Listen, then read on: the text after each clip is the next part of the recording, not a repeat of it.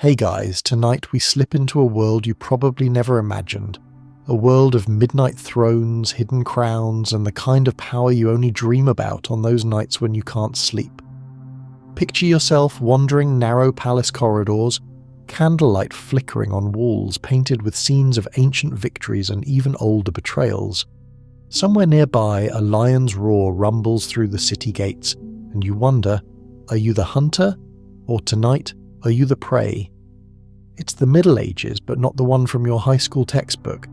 You're not in a cold European castle with drafty halls and suspiciously bland stew. No, you're gliding through the heart of Africa.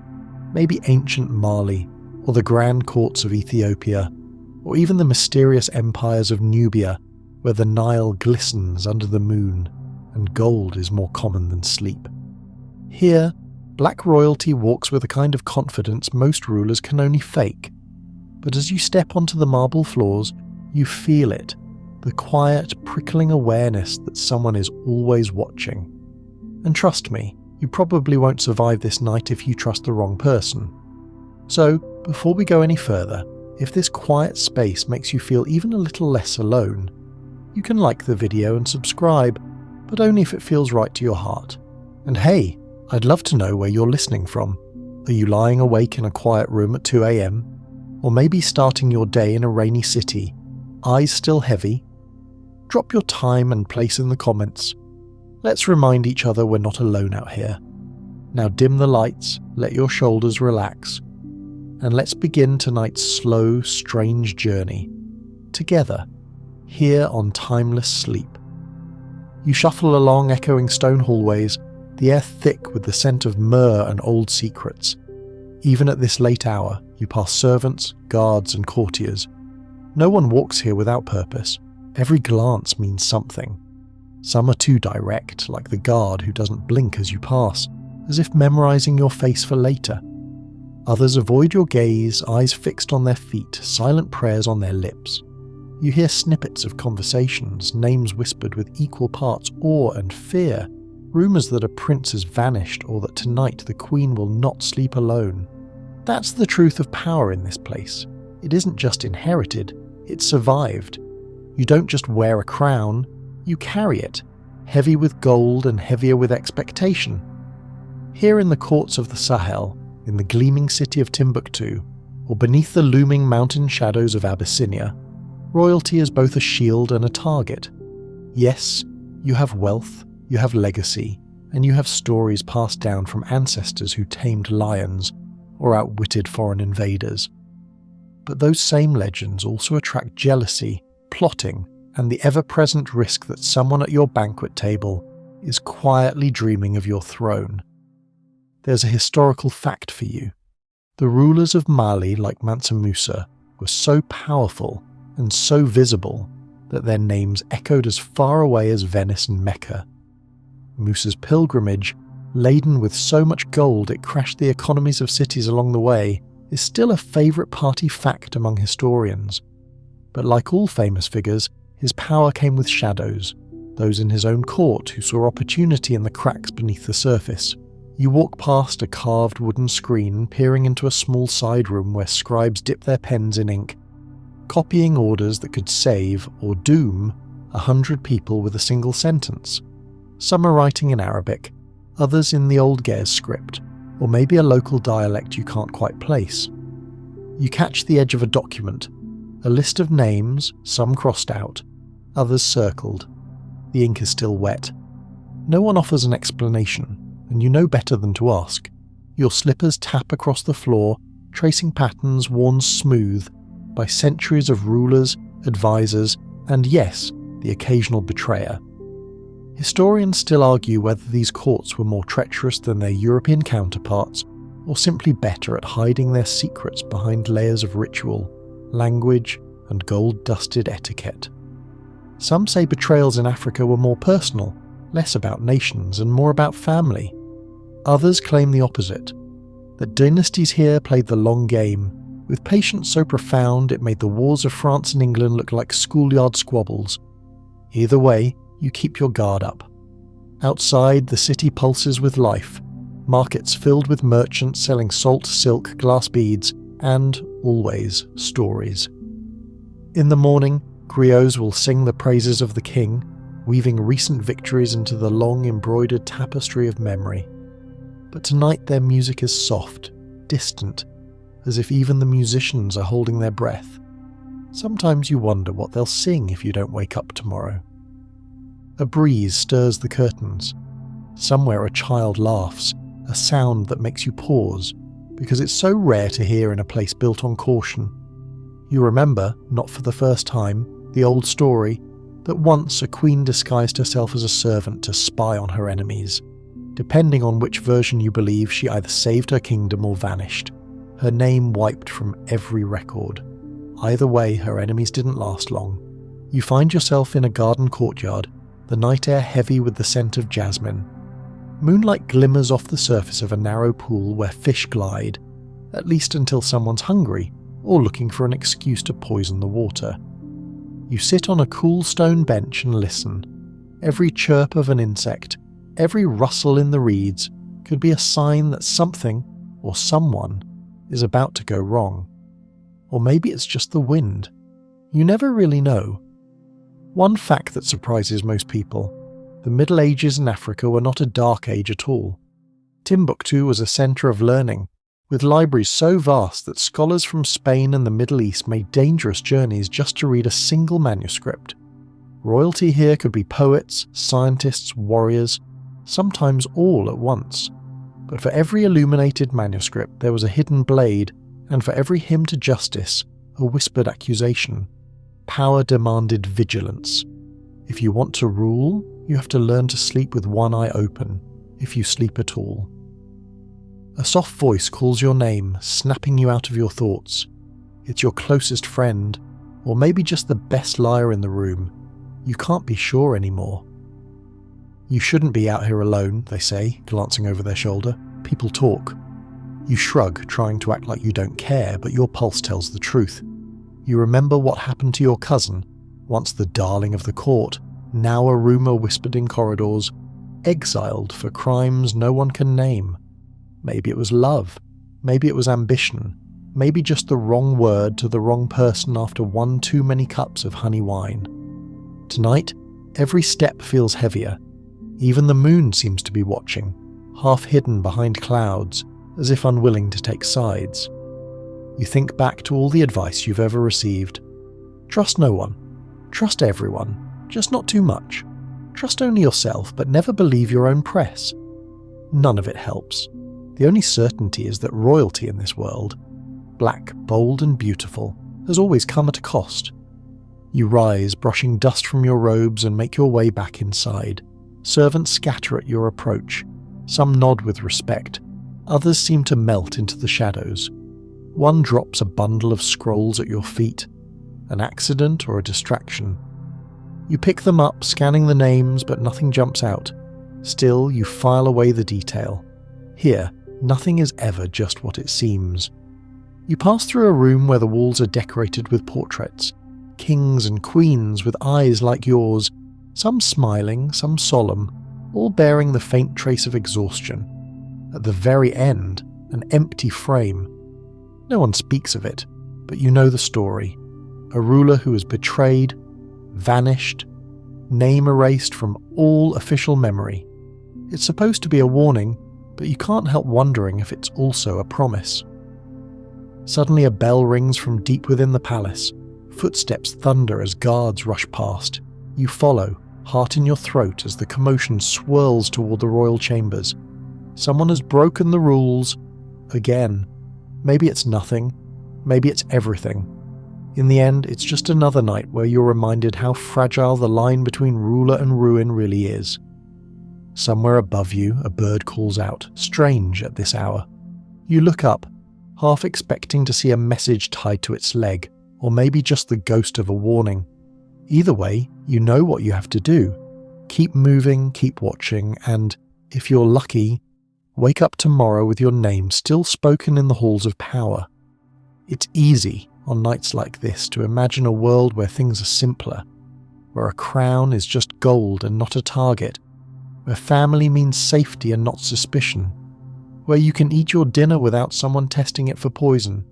But this isn't that world, and you're not just surviving, you're learning how to rule in the dark, to trust when trust is a luxury, to lead when leadership means always sleeping with one ear open. So as you settle into your bed, if you dare to sleep at all, remember, every king or queen, every prince or princess faces the same midnight. The real question is, who will still be here when the sun rises? You linger just inside the palace walls, wrapped in the muffled quiet that only the deepest hours can offer. Outside, the wind carries the distant calls of traders setting up before dawn, and camels grumbling as they're loaded for a new day's journey. Here, in these desert palaces, alliances are stitched together like silk, delicate, beautiful, and always threatening to unravel if tugged the wrong way. But tonight, you're not thinking about the sunrise.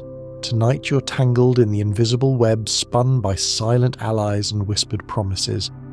In the glow of oil lamps, you can almost see the lines drawn between friends and enemies, except everyone wears two faces, and even the stone walls themselves seem to lean in, eavesdropping on secrets. You pause in a gallery lined with archways, watching the flicker of shadows as powerful men and women, kings, queens, priests and generals, pass quietly from one room to another. Their words are barely audible, but the meanings are heavy. It's a funny thing. For all the grandeur and gold, trust is the rarest luxury here. You spot your own cousin deep in conversation with the vizier, both faces animated in the lamplight. Maybe they're discussing trade routes, maybe the next festival, or maybe the next king, because nothing is ever just what it seems. The stories say that in the great palaces of Ghana, in the sprawling compounds of the Hausa city-states, even the pillars had ears. You start to believe it. You remember the historical fact your old tutor loved to share, delivered with a knowing smile. Ghana was so wealthy, its king could call upon tens of thousands of soldiers, and his word was law across the savannah, but even he feared betrayal. It was the quiet alliances, marriages, pacts, even temporary truces with rivals, that kept a king in power.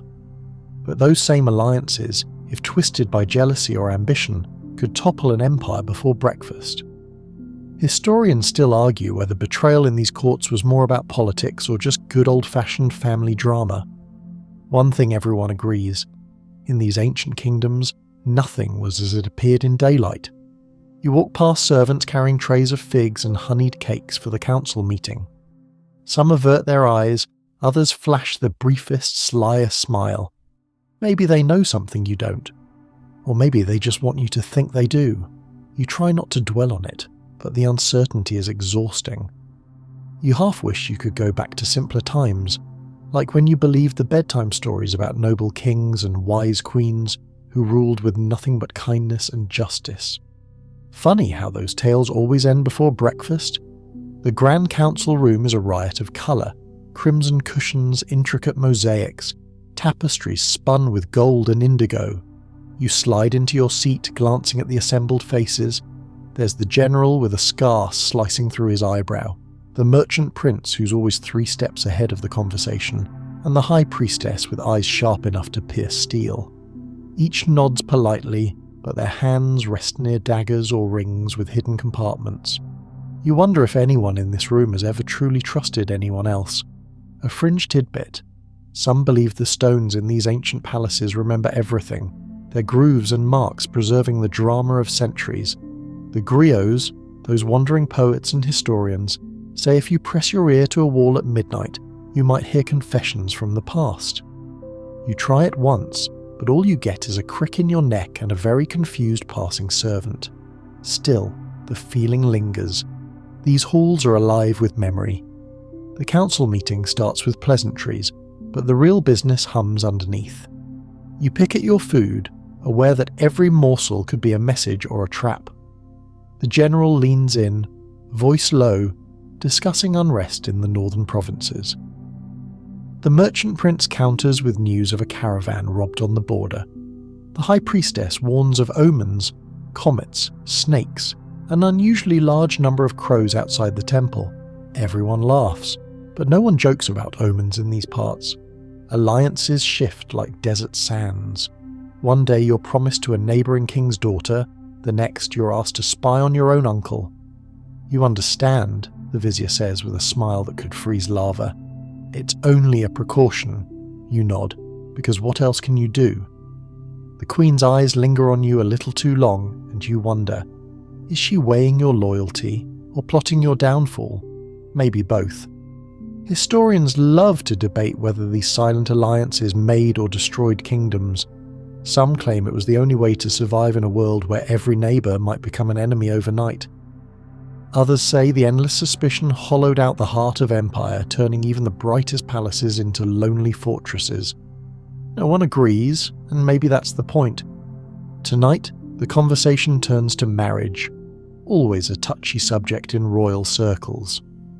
A bond with the Songhai, the merchant prince suggests, could bring peace and trade. The high priestess raises an eyebrow. Or it could bring spies and rivals inside our walls. The general snorts. We already have those. The table ripples with quiet laughter, but beneath it you sense the tension. Marriages here are weapons, shields, and sometimes, just sometimes, tiny sparks of real hope. But not for you, not tonight. Your cousin slips you a note under the table. Meet me in the garden, midnight. You pretend not to see it, folding it into your sleeve. You wonder briefly what would happen if you refused, but here, you don't refuse family, not if you want to wake up with your reputation intact. You recall the tale of Queen Amina of Zazau, who rode into battle leading thousands. Her alliances were legendary, brief, brilliant, and sometimes bloody.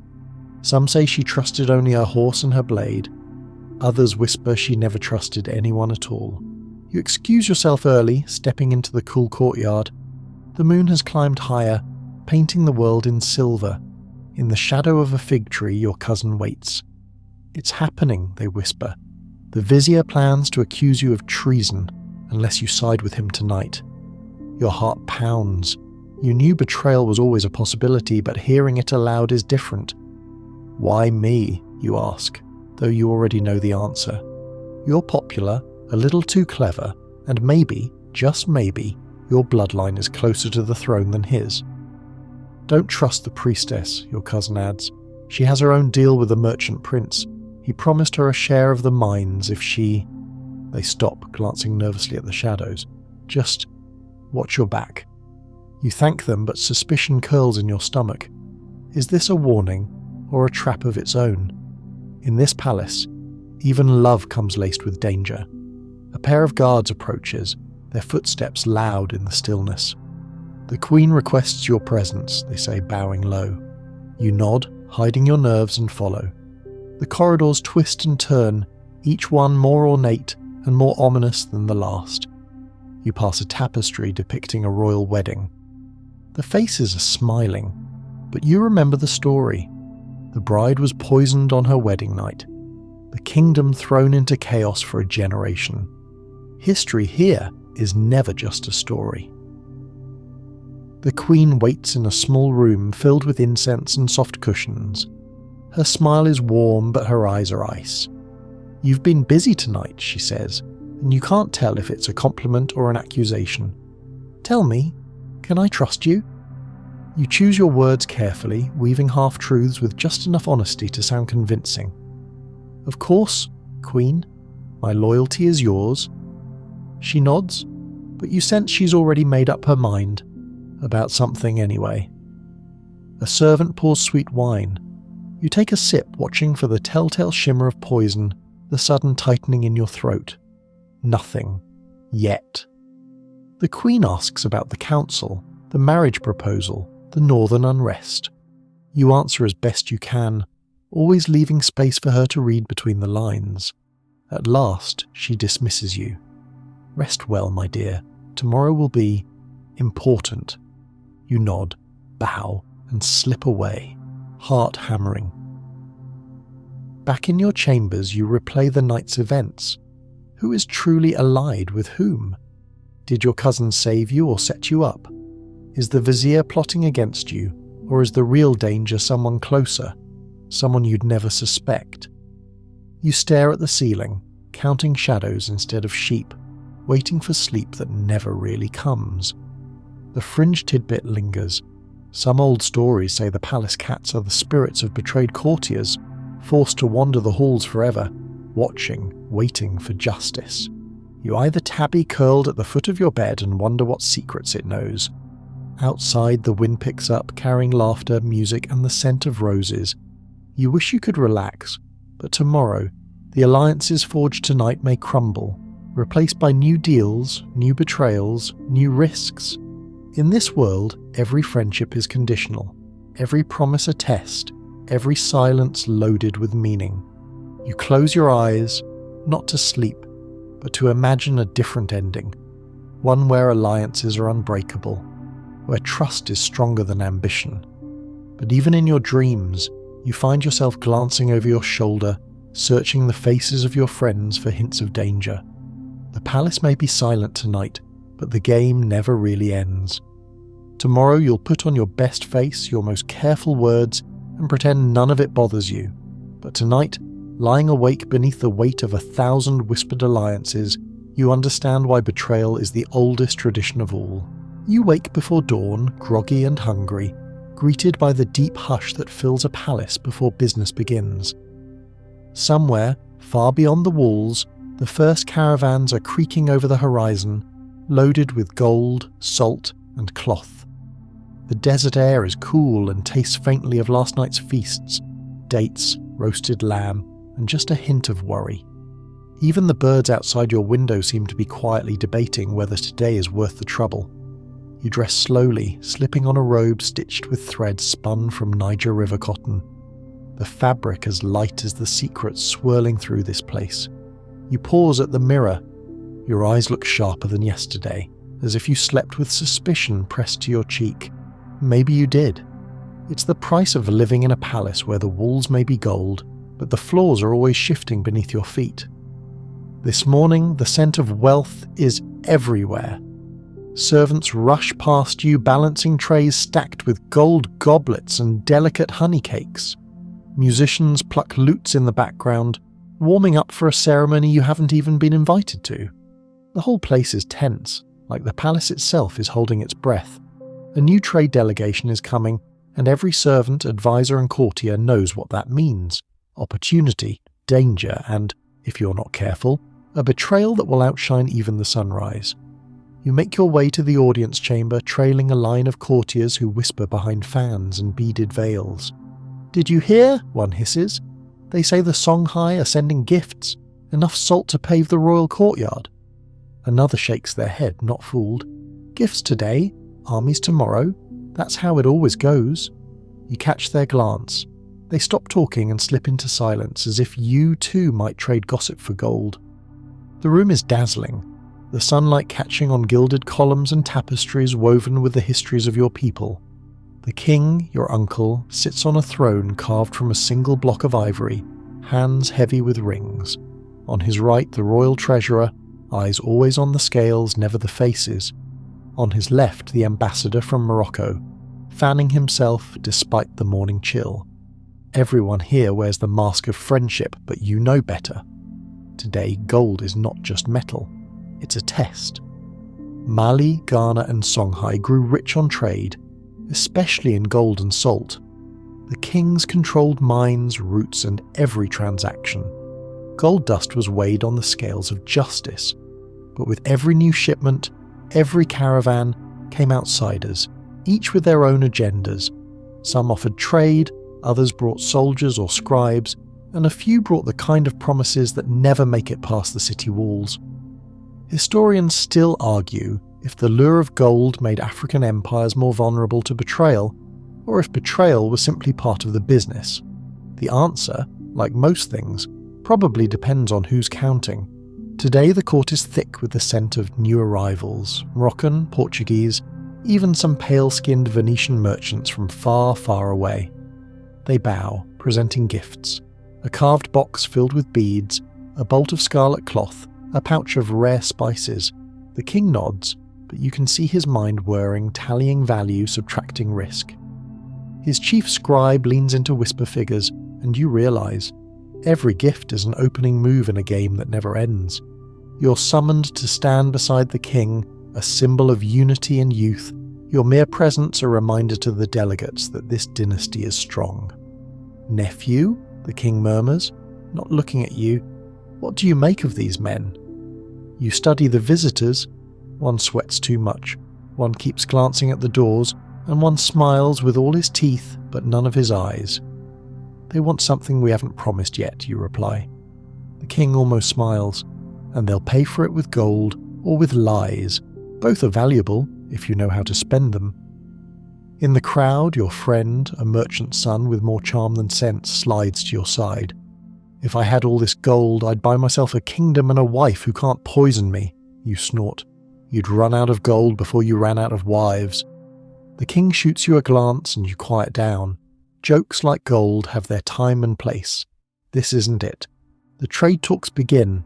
Maps are unrolled, promises exchanged, and somewhere in the process, trust is quietly mortgaged.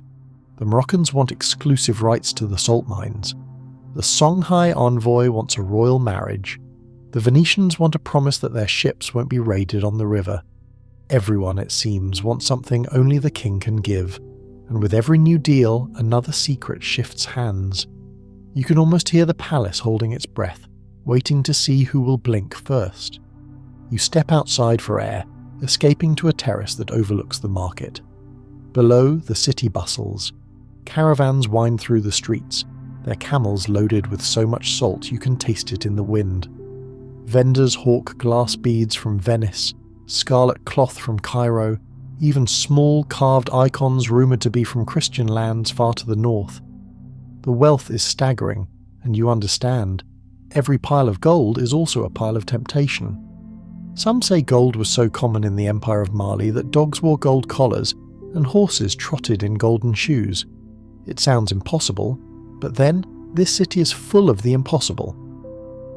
One of the palace cooks claims to have lost a golden ladle in the soup once. The king joked it was the most expensive lunch he'd ever had. Whether true or not, it's the kind of story that travels faster than caravans and lasts far longer than any treaty. You lean on the balustrade, scanning the rooftops.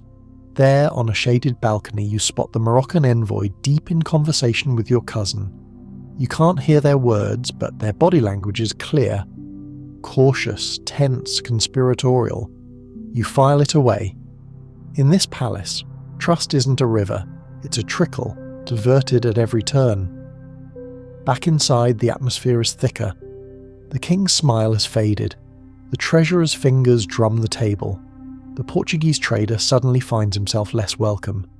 "Gold for salt," he offers, but the room goes cold. "Gold for trust," the king counters. "Do you have any?" A ripple of laughter, a little too sharp. Historians still argue whether these diplomatic betrayals were personal or systemic, whether the influx of foreign gold corrupted royal courts, or if the courts were simply expert at turning foreign greed to their own advantage. Some believe entire dynasties fell when a single bad deal brought in too much wealth, too quickly, while others say the smartest kings used the chaos to weed out disloyal courtiers and test the strength of their alliances. There's no consensus, only the constant churn of power and suspicion. Late in the afternoon, the palace prepares for the feast, a banquet meant to impress the foreigners, but also to test their mettle. You watch as cooks prepare platters of roasted gazelle, spiced lentils, sweet fruit, and naturally salted fish. Servants move in careful choreography, eyes on their masters, never on each other.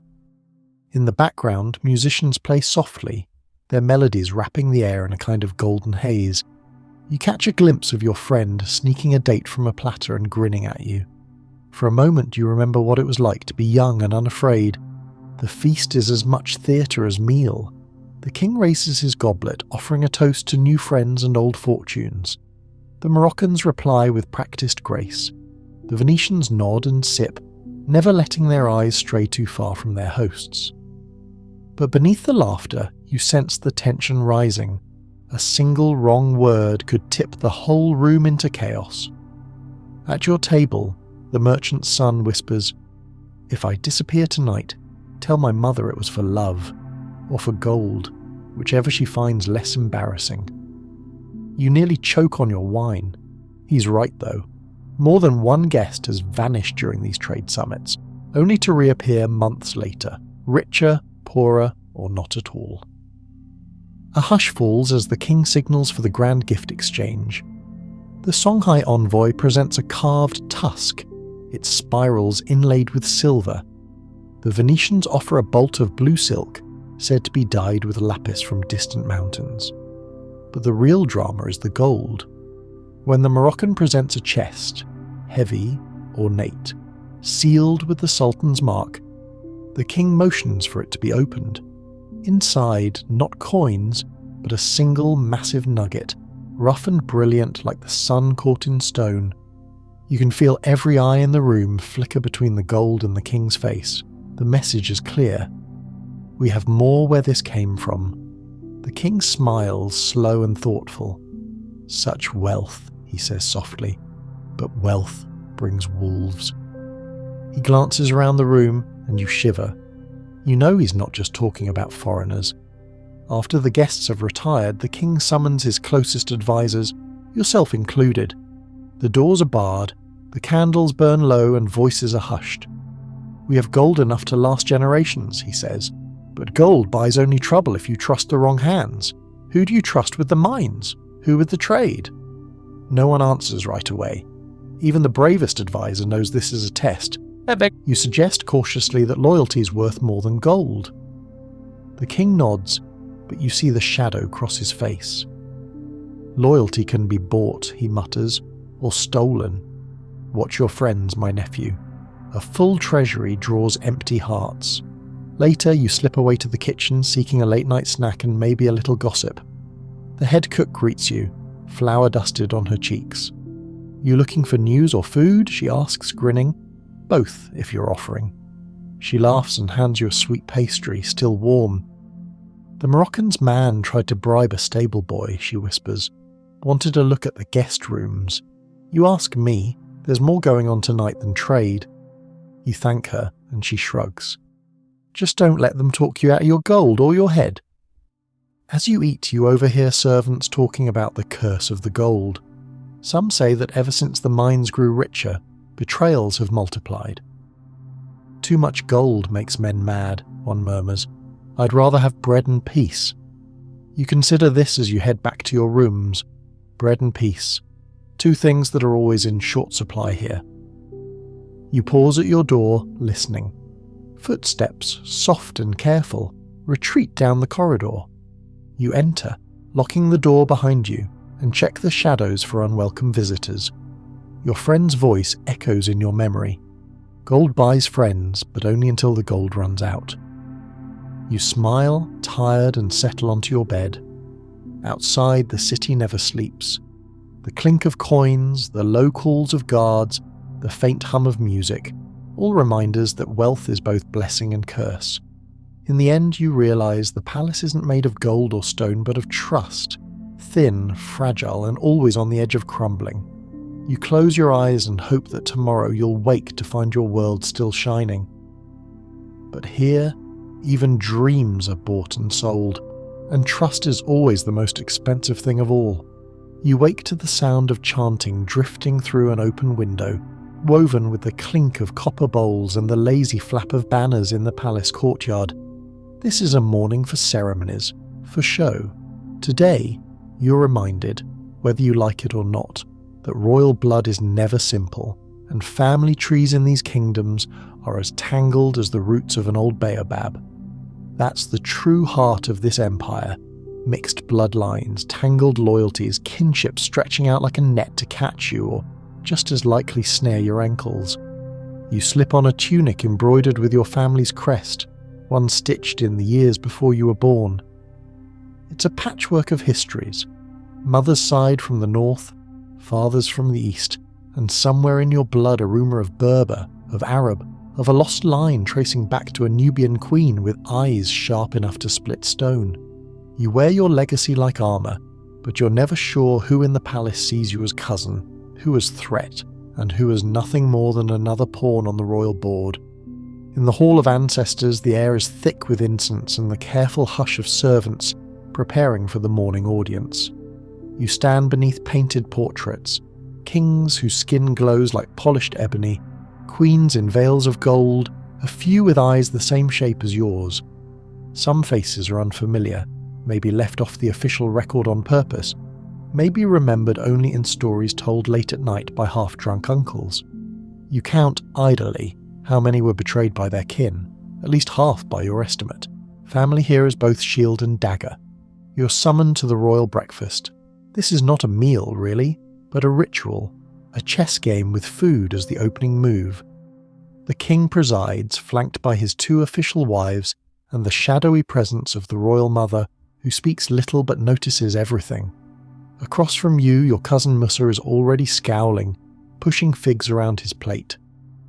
"Nice morning, cousin," he mutters, "unless you're me." You don't ask what he means. The walls have ears, and besides, you already know. Today he's out of favour. Tomorrow you might be. The first topic is marriage, which means the second topic is bloodlines. Who is marrying whom, and what does it mean for the next generation of rulers? Your aunt leans in, her bracelets jingling softly. "Your father was wise to marry into the northern clan," she says, "but your mother's people, I hear they're getting restless." A gentle warning shaped like a compliment. You thank her, matching her smile for smile. Here, even small talk is a weapon. Royal families in medieval African kingdoms, Mali, Songhai, Benin, Ethiopia, were often composed of many branches, with lines of succession running through mothers, fathers, sisters, uncles, and even adopted siblings. Some kings were chosen through matrilineal succession, meaning the next king was the son of the king's sister, not his own son. This system was designed to prevent coups, but of course, no system is perfect. Sometimes, it only made things more confusing. Historians still argue whether matrilineal or patrilineal inheritance offered more stability. In practice, both could be manipulated, especially when gold, ambition, or romance was at stake. You notice your older cousin Aminata exchanging glances with the High Priestess. They're both smiling, too much. You recall the story of the last time 2 cousins smiled like that at breakfast. One ended up visiting relatives in the countryside, never to be seen again. "Perhaps you should spend some time with your southern kin," the Queen suggests, voice sweet as mango. "Family must support family, after all." You nod. Maybe she's just being kind. Or maybe you're about to be sent far away from the court's centre of gravity. Here, every suggestion is a crossroads. In the Ashanti kingdom, it was believed that the golden stool, the soul of the nation, could only be touched by those of the purest blood. Yet the definition of pure seemed to change with every succession crisis. Once, an orphaned prince was nearly crowned, until a rival claimed his grandmother was a forest spirit and not truly royal. The debate ended with the prince in exile, the rival on the stool, and the grandmother's story growing more fantastic every year. You are called to the gardens after breakfast. The king is waiting, surrounded by advisors and a pair of scribes, ready to record whatever history is made today. "Walk with me," he commands, and you obey, trailing a step behind, eyes on the gravel path. "Our family is growing too large," he says softly. "It's harder to keep everyone loyal, harder to know who is truly ours and who is just waiting for their moment." He glances at you, measuring. "Do you know who you can trust?" You hesitate. "No one completely," you reply, "but I try to trust everyone a little." He grunts, a rare laugh. "Clever. Dangerous." The conversation drifts to rumours. Someone saw a prince from the east sneaking into the city at night. Another claims the Queen's cousin has a secret child. Each story is a test, each detail a snare. "If we don't keep the family close," the king warns, "someone else will use them against us." You nod, but you're thinking of the last festival when half the court was missing. "Sickness," the official explanation went. But you remember the tension, the sharp glances, the servants whispering in corners. Sometimes, sickness is just another word for banishment. You pass under a fig tree and remember the old joke. If you don't recognise someone at the family banquet, don't sit too close. They're probably here to poison the soup. You smile, but it's a tired smile. The longer you spend in this palace, the more you realise your enemies don't always wear armour. Sometimes they share your smile, your laugh, even your childhood memories. The High Priestess approaches, carrying a scroll. Family is like the river, she intones. It brings life, but it also floods. She hands you the scroll, which lists the names of every cousin, aunt and half-sibling in the royal family. Memorise this, she says. One day you'll need to know who to trust and who to watch. You study the list, realising just how many of your kin have disappeared over the years. Some left for marriages, some for foreign courts, and some just vanished. You wonder if you'll end up a footnote, or if your name will survive the next purge. Historians still argue about the famous Night of the Vanished Cousins, when a half-dozen princes were sent into exile after an ill-fated rebellion. Some claim they died in the wilderness, others say they founded a rival court across the river, living out their days plotting revenge. What's certain is this: the royal family tree in every generation is pruned by force as often as by fate. Lunch is a tense affair, with food served by nervous servants and conversation flitting from poetry to politics. You hear whispers of alliances forming between your younger siblings and distant relatives, some marriages arranged in secret, others in plain sight. You glance at your mother, who gives you the faintest nod.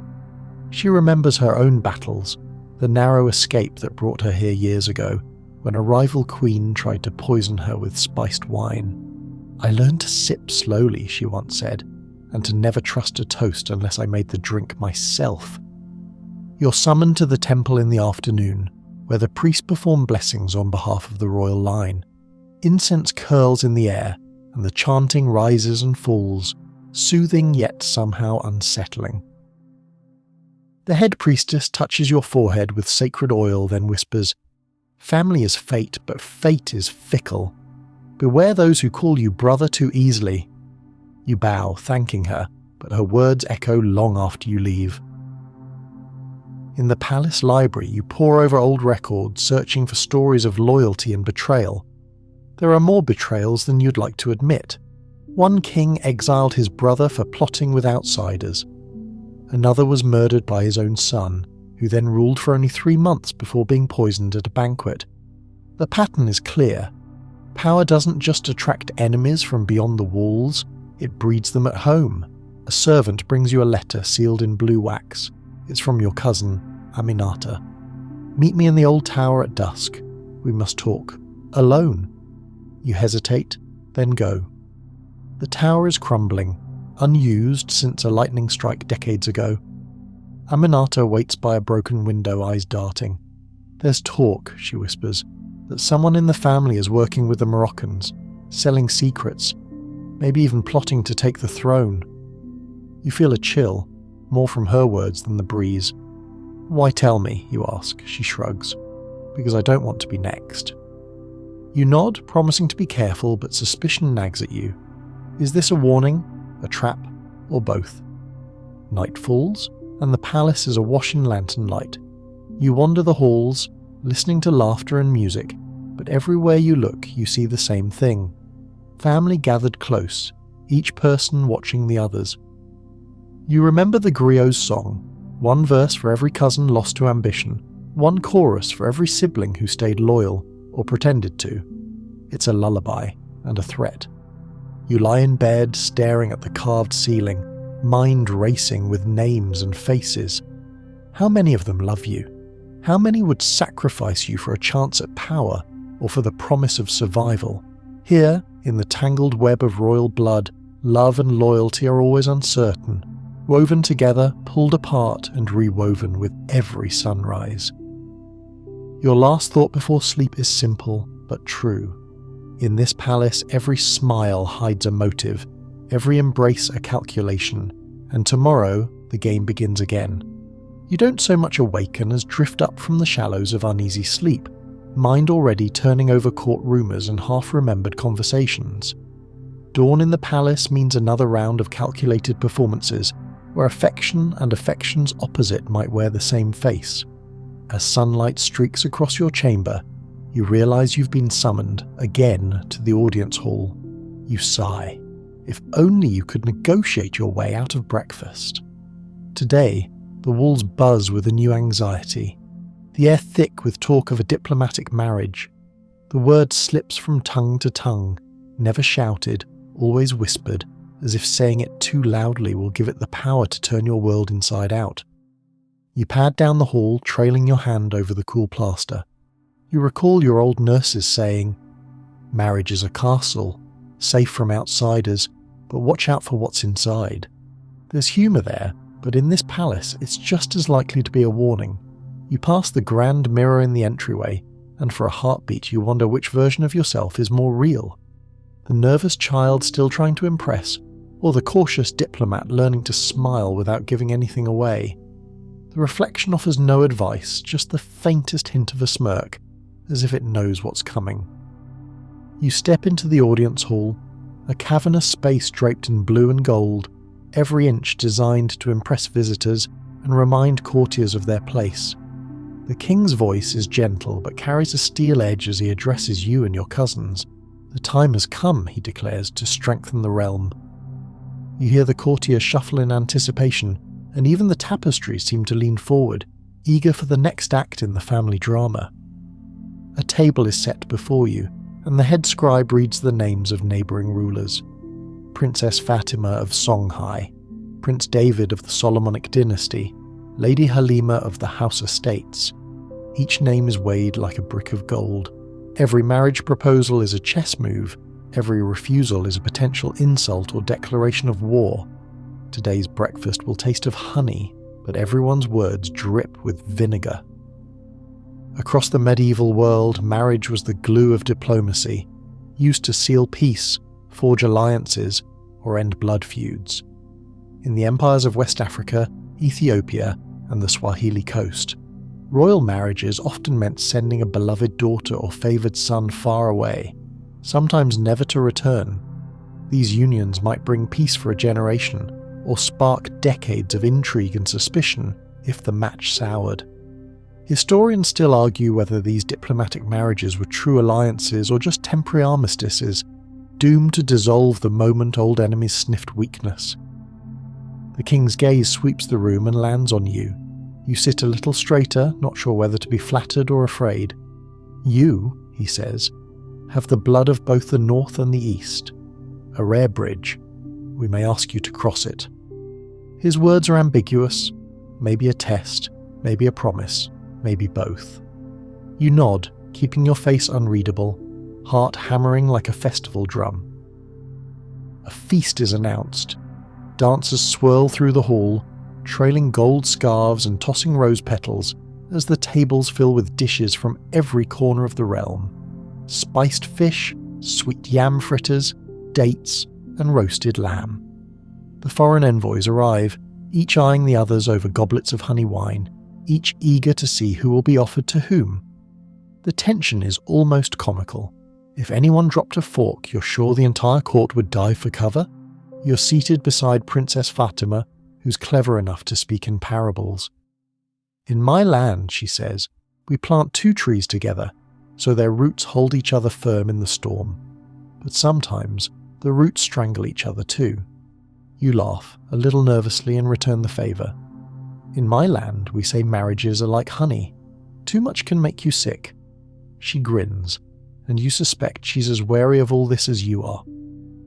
The king raises a goblet. To peace between peoples and the weaving of strong roots.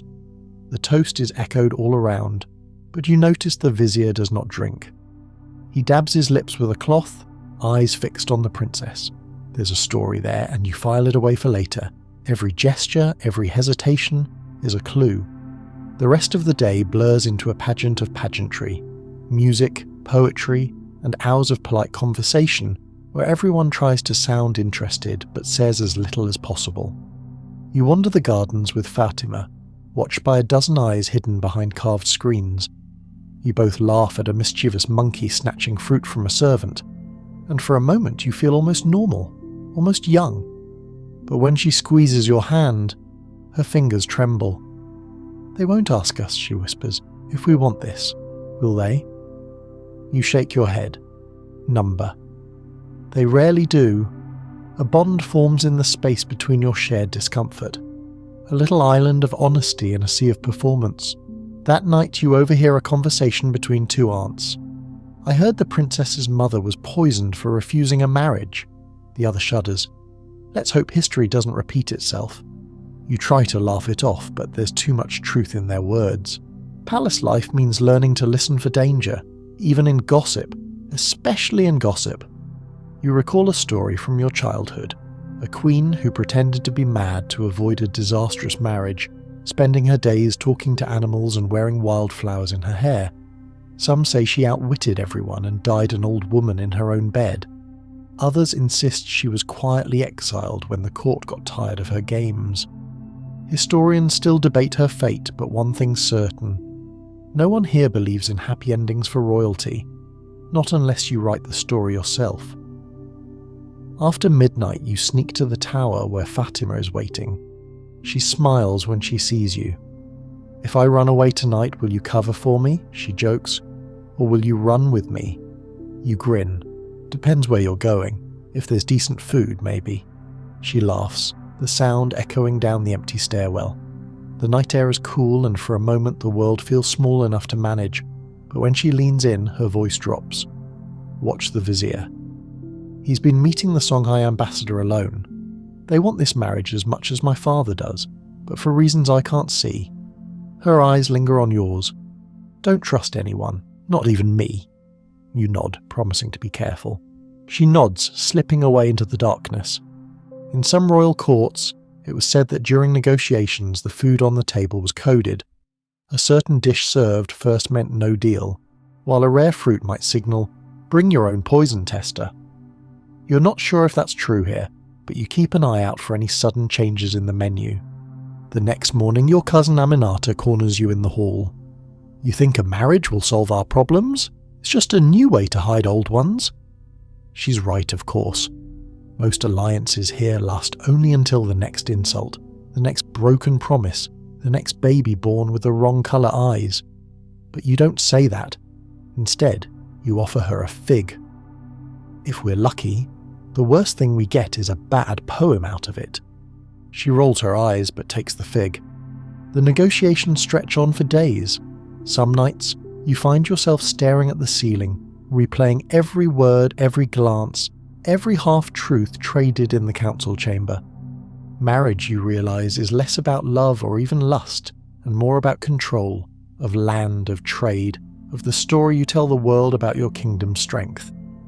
Here, the heart is just another bargaining chip. Historians still argue about the most infamous of these diplomatic matches.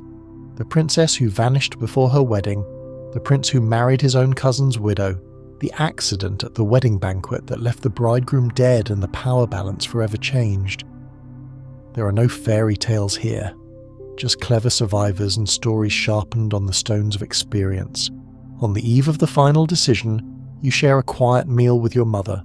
She holds your hand, tracing the old scars from your childhood tumbles.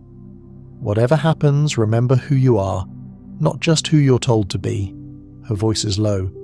"And remember, sometimes the person you marry for politics can become your truest friend, or your cleverest enemy."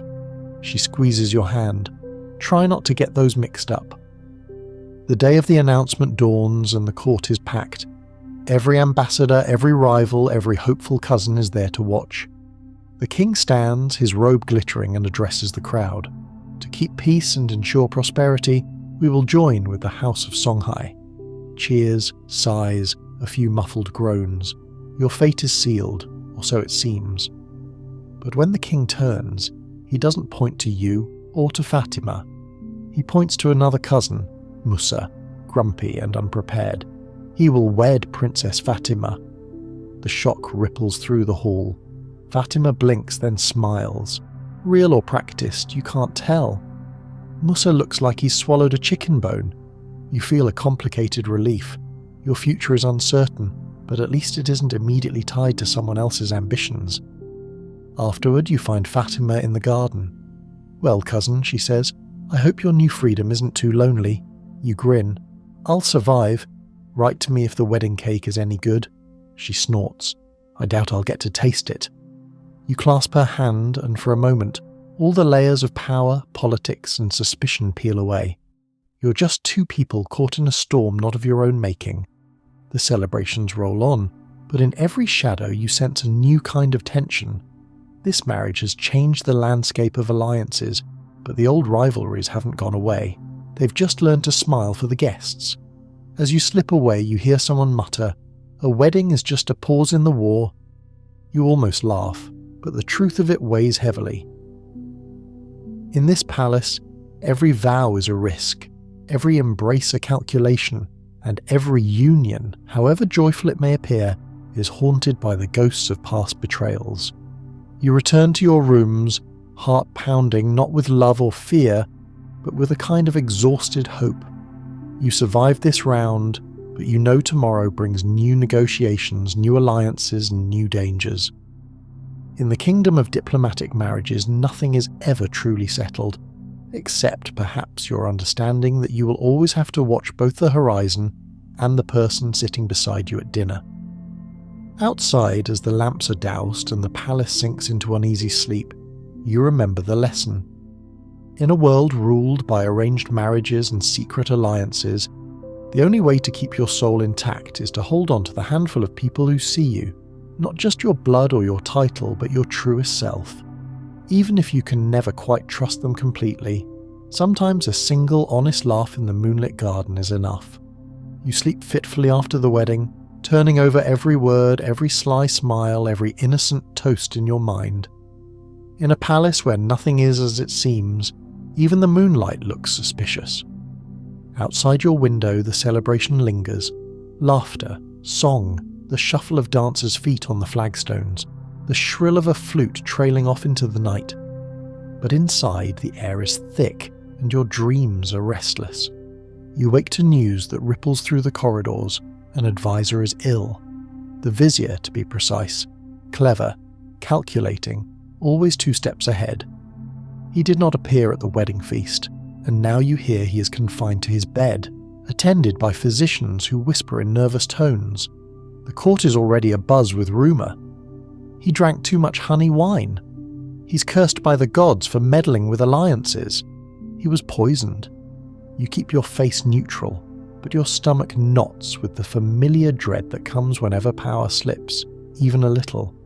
Palace life resumes, but you notice the changes. How the guards stand closer to the doors, how servants trade gossip in tight knots, how the king himself is more abrupt than usual. In the quiet hours, as you make your way to breakfast, you catch sight of the court apothecary, her hands stained with saffron and something darker, slipping from the vizier's quarters.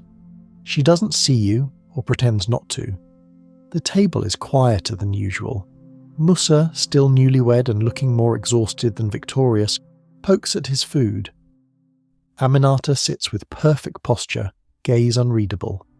The king is distracted, and you feel the court holding its breath. When he finally speaks, his words carry the chill of caution. There are those who think themselves cleverer than the rest. They would do well to remember. Palaces remember, and so do I. You lower your eyes. In this room, every statement is a test, every warning a veiled threat. Poison was a favoured tool in many medieval courts, not just in Europe but across Africa, Asia and the Middle East. In Ethiopia's royal history, for instance, rivals were sometimes dispatched with a dose of council wine, a cup that could offer fortune or doom. Historians still argue whether certain sudden deaths, queens, princes, viziers, were illness, accident or murder. Sometimes the only difference was who was telling the story. You remember a lesson from your first days at court. Never eat or drink before your elders. Let the oldest, or the most ambitious, taste everything first. A clever vizier is a necessary evil, your uncle once said, but a jealous vizier? That's a danger to everyone. You never forgot the warning, nor the story he told about a rival who survived 3 attempts on his life, until he made the mistake of trusting a familiar face at his own banquet. Mid-morning, you're summoned to the king's private chamber. The room is heavy with incense, the windows shuttered against the daylight. The king is there with a handful of trusted advisors, faces grim.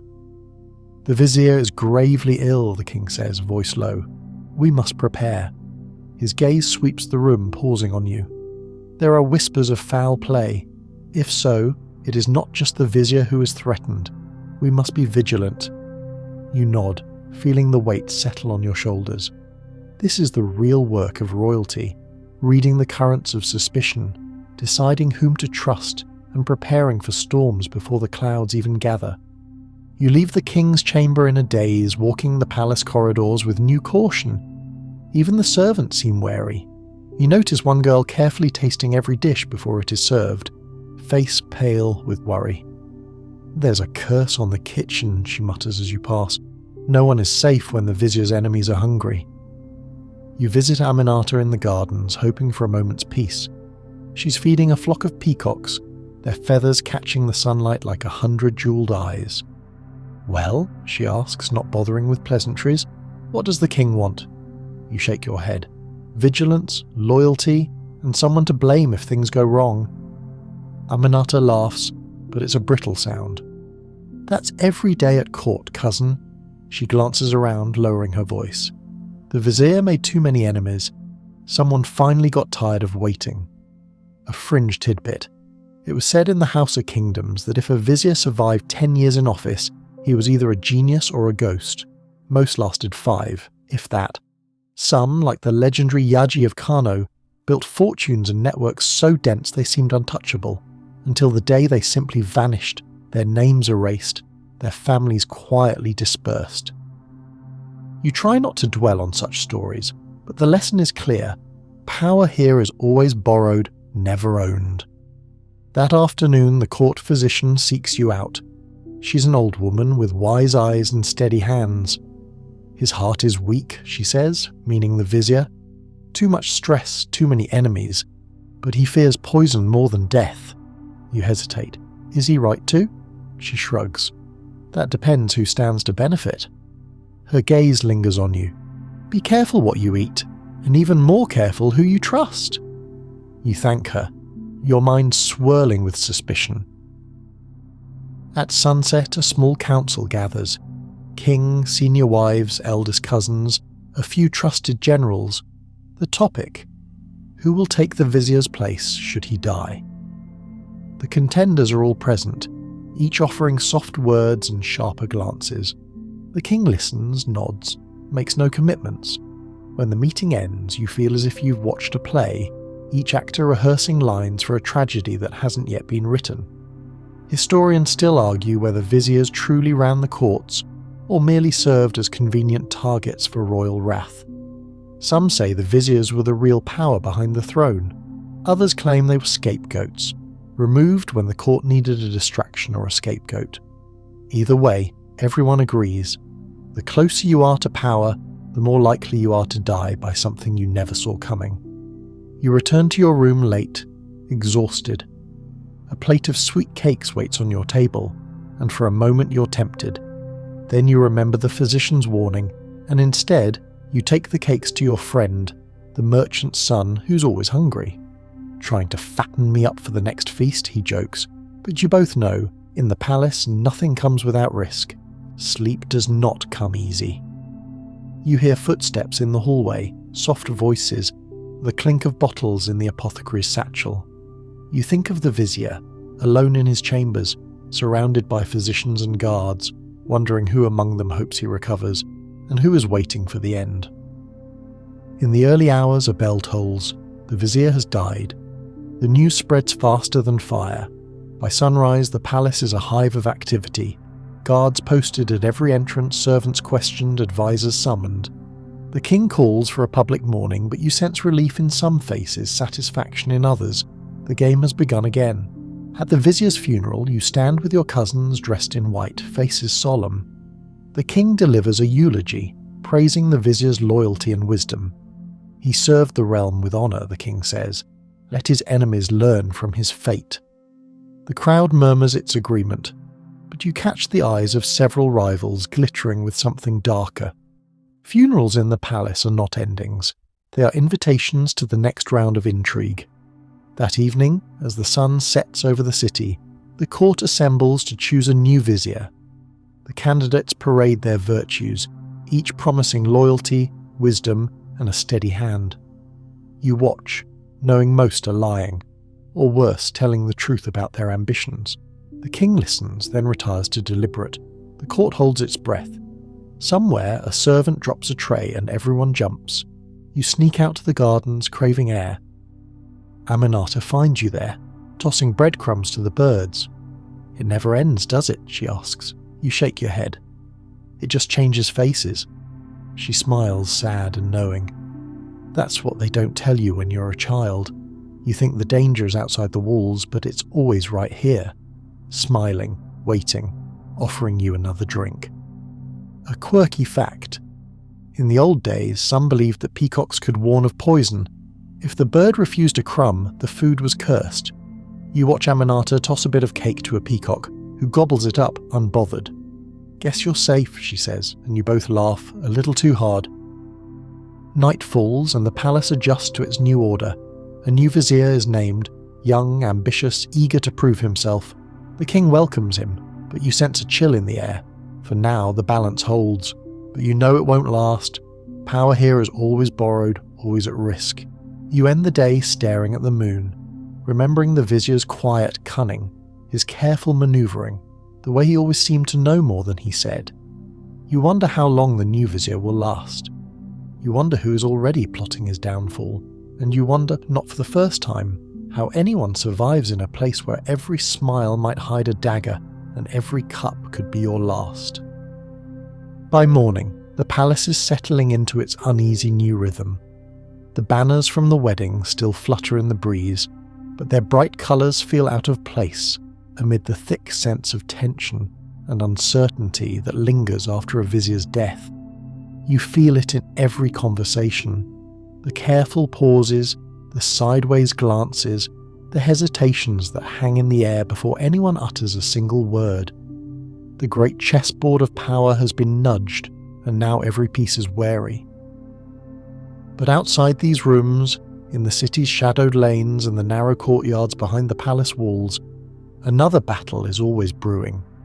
You've learned to pay attention not just to grand councils or public feasts, but to what unfolds beneath the moon and torchlight. Warfare in the shadows, where rumours are as deadly as swords, and betrayal comes cloaked in silk rather than armour. You start your day on the battlements, overlooking the patchwork of homes and gardens stretching toward the horizon. Far below, the first caravan of the day is picking its way through the main gate. Pack animals loaded with ivory, cloth and rare spices, flanked by guards who look as tired as you feel. Someone at your side murmurs, "There's a reason the gates never close all the way at night. You want to know what's coming, but you never want to keep it all out." You nod, understanding more than you want to admit. You return to your rooms and find a message tucked into your sandals. The handwriting is unfamiliar, a looping elegant script that suggests someone educated, someone with a taste for games. It reads simply, "If you want to know the truth about the vizier, meet me by the old well after dark. Come alone." You sigh, already knowing you'll go. Curiosity is a dangerous thing, but here, ignorance can be fatal. A mainstream historical fact. In many medieval African courts, especially in the empires of Mali and Songhai, nighttime was when plots hatched and coups were planned. It was rare for violence to break out in the open. Far more often, decisions were made in whispers and carried out by shadows, assassins, spies, even family members who seemed loyal by day and ruthless by night. Historians still argue whether these courts were uniquely prone to coups, or if their rivals simply wrote about them more gleefully. The truth is, danger often walked softly, carrying not a sword, but a secret. As evening falls, you slip away from the palace, cloaked and cautious, heart thumping with a mixture of fear and anticipation.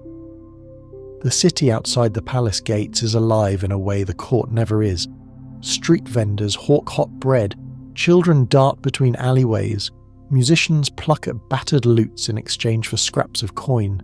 You pass unnoticed, just another figure in the dusk. But you sense, with every step, that you're being watched. At the old well, a figure waits in shadow, face half hidden.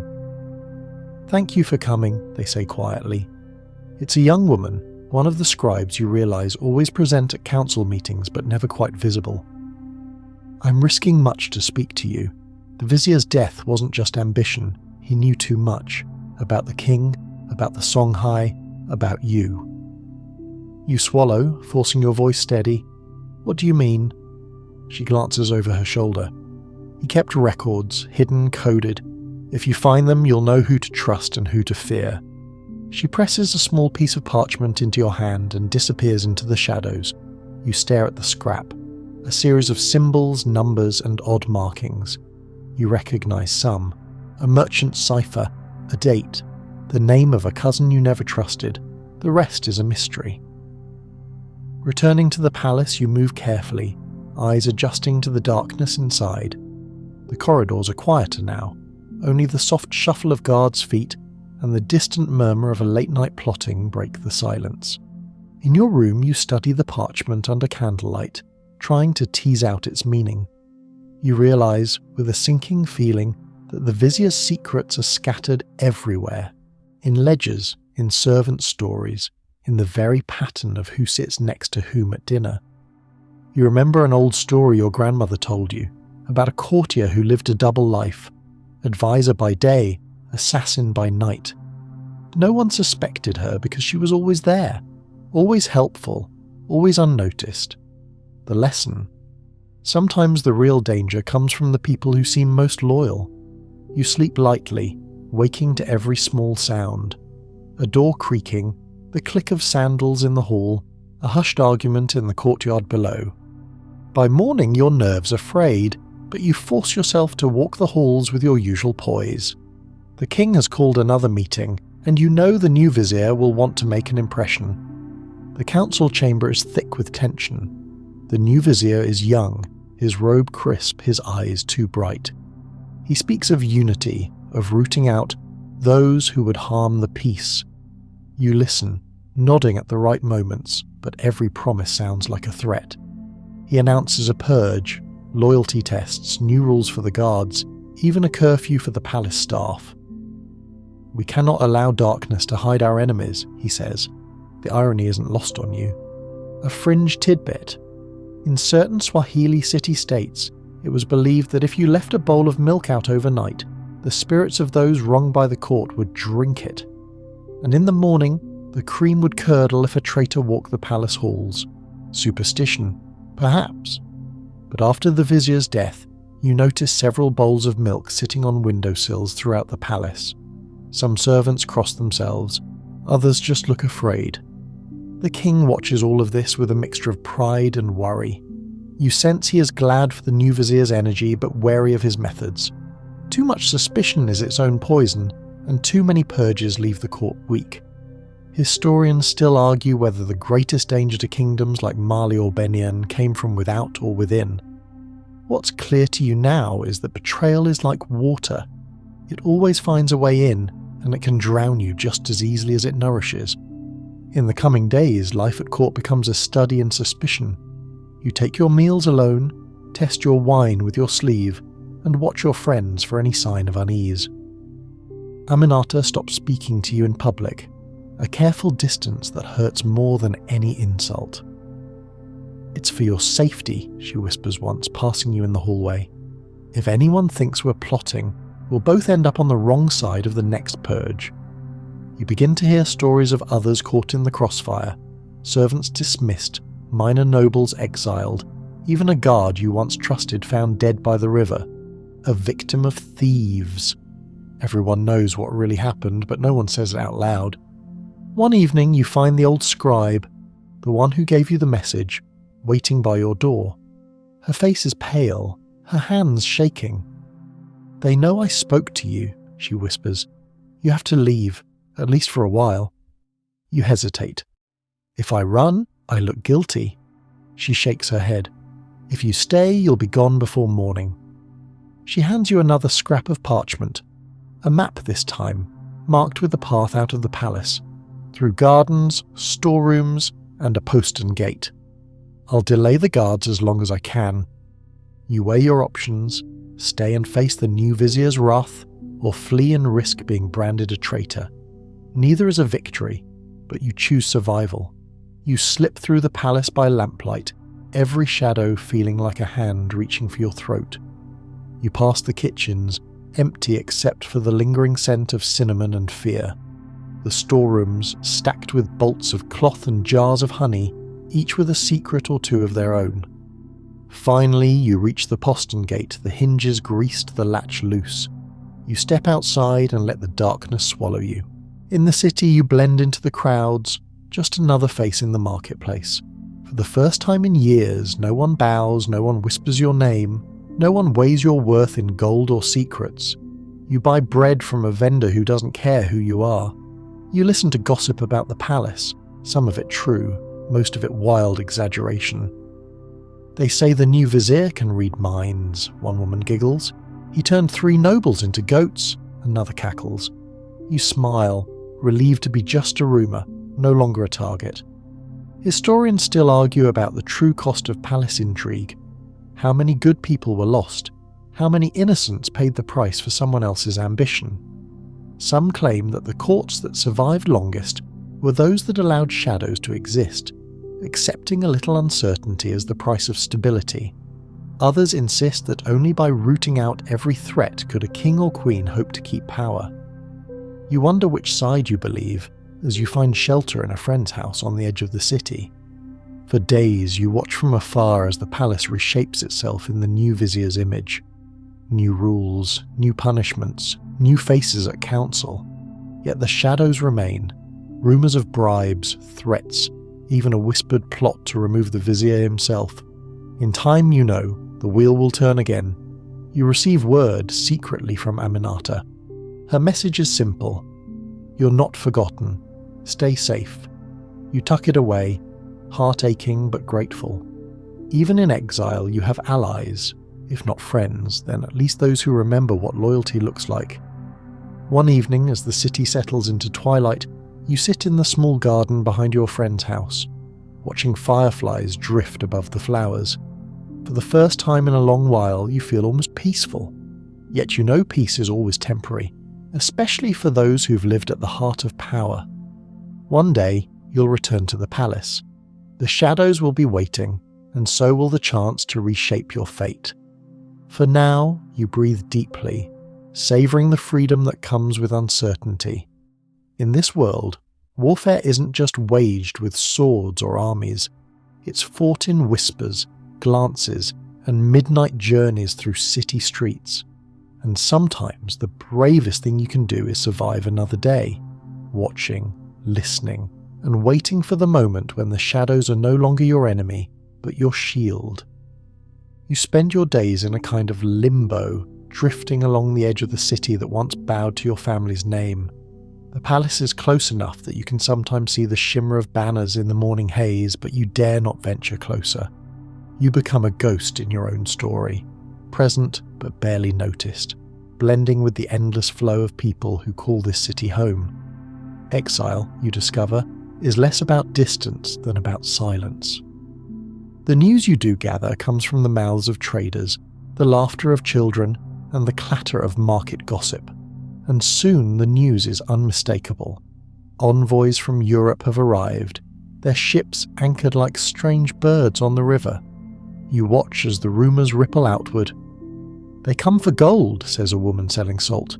"No, they come for knowledge," her neighbour corrects, showing off a string of glass beads that catch the sun. "They come for slaves," whispers a third, voice low, as if the river itself might be listening. You listen too, but keep your questions to yourself. Everyone here knows the dangers of drawing attention. The Europeans arrive in style, cloths of crimson and blue, armour that shines in the sun, and gifts heavy with meaning. The palace throws open its gates, and for a moment, even the court's suspicion is softened by curiosity. Foreigners are both a blessing and a burden, proof of the kingdom's power, but also a source of unease. You watch from a safe distance, piecing together the story from scraps. The Portuguese bring letters and pepper. Venetian merchants offer stories of distant empires. Every gesture, every trade is shadowed by a silent calculation. a mainstream historical fact. By the late Middle Ages, envoys, traders and mercenaries from Europe had become a regular presence in the courts of West Africa and Ethiopia. Some came as pilgrims, others as spies. Many brought gifts, all brought agendas. Historians still argue if these contacts were truly friendly exchanges or the start of a long, slow invasion, one that would change the very soul of kingdoms built on gold, learning and pride. You hear of lavish feasts held in the visitor's honour, tables groaning under roasted gazelle, spiced yam, platters of sugared fruit and pitchers of honey wine. The king himself attends, as do his closest counsellors. The new vizier, you learn, is eager to impress, determined to outshine his predecessor. You imagine him presiding with a smile that never touches his eyes, watching every movement, every murmur. The city buzzes with speculation. Some say the Europeans have brought weapons unlike anything seen before, long iron tubes that spit fire. Others insist their greatest weapon is flattery. A European smile is worth less than a dry well, jokes the market jester, earning a few nervous laughs. But even as people scoff, you sense their unease. Outsiders are unpredictable. They carry promises and curses in equal measure. The Portuguese are said to carry small silver bells, which they claim ward off evil spirits. The children of the city soon make their own, clay versions tied to strings, tinkling along every street, mocking and welcoming at once.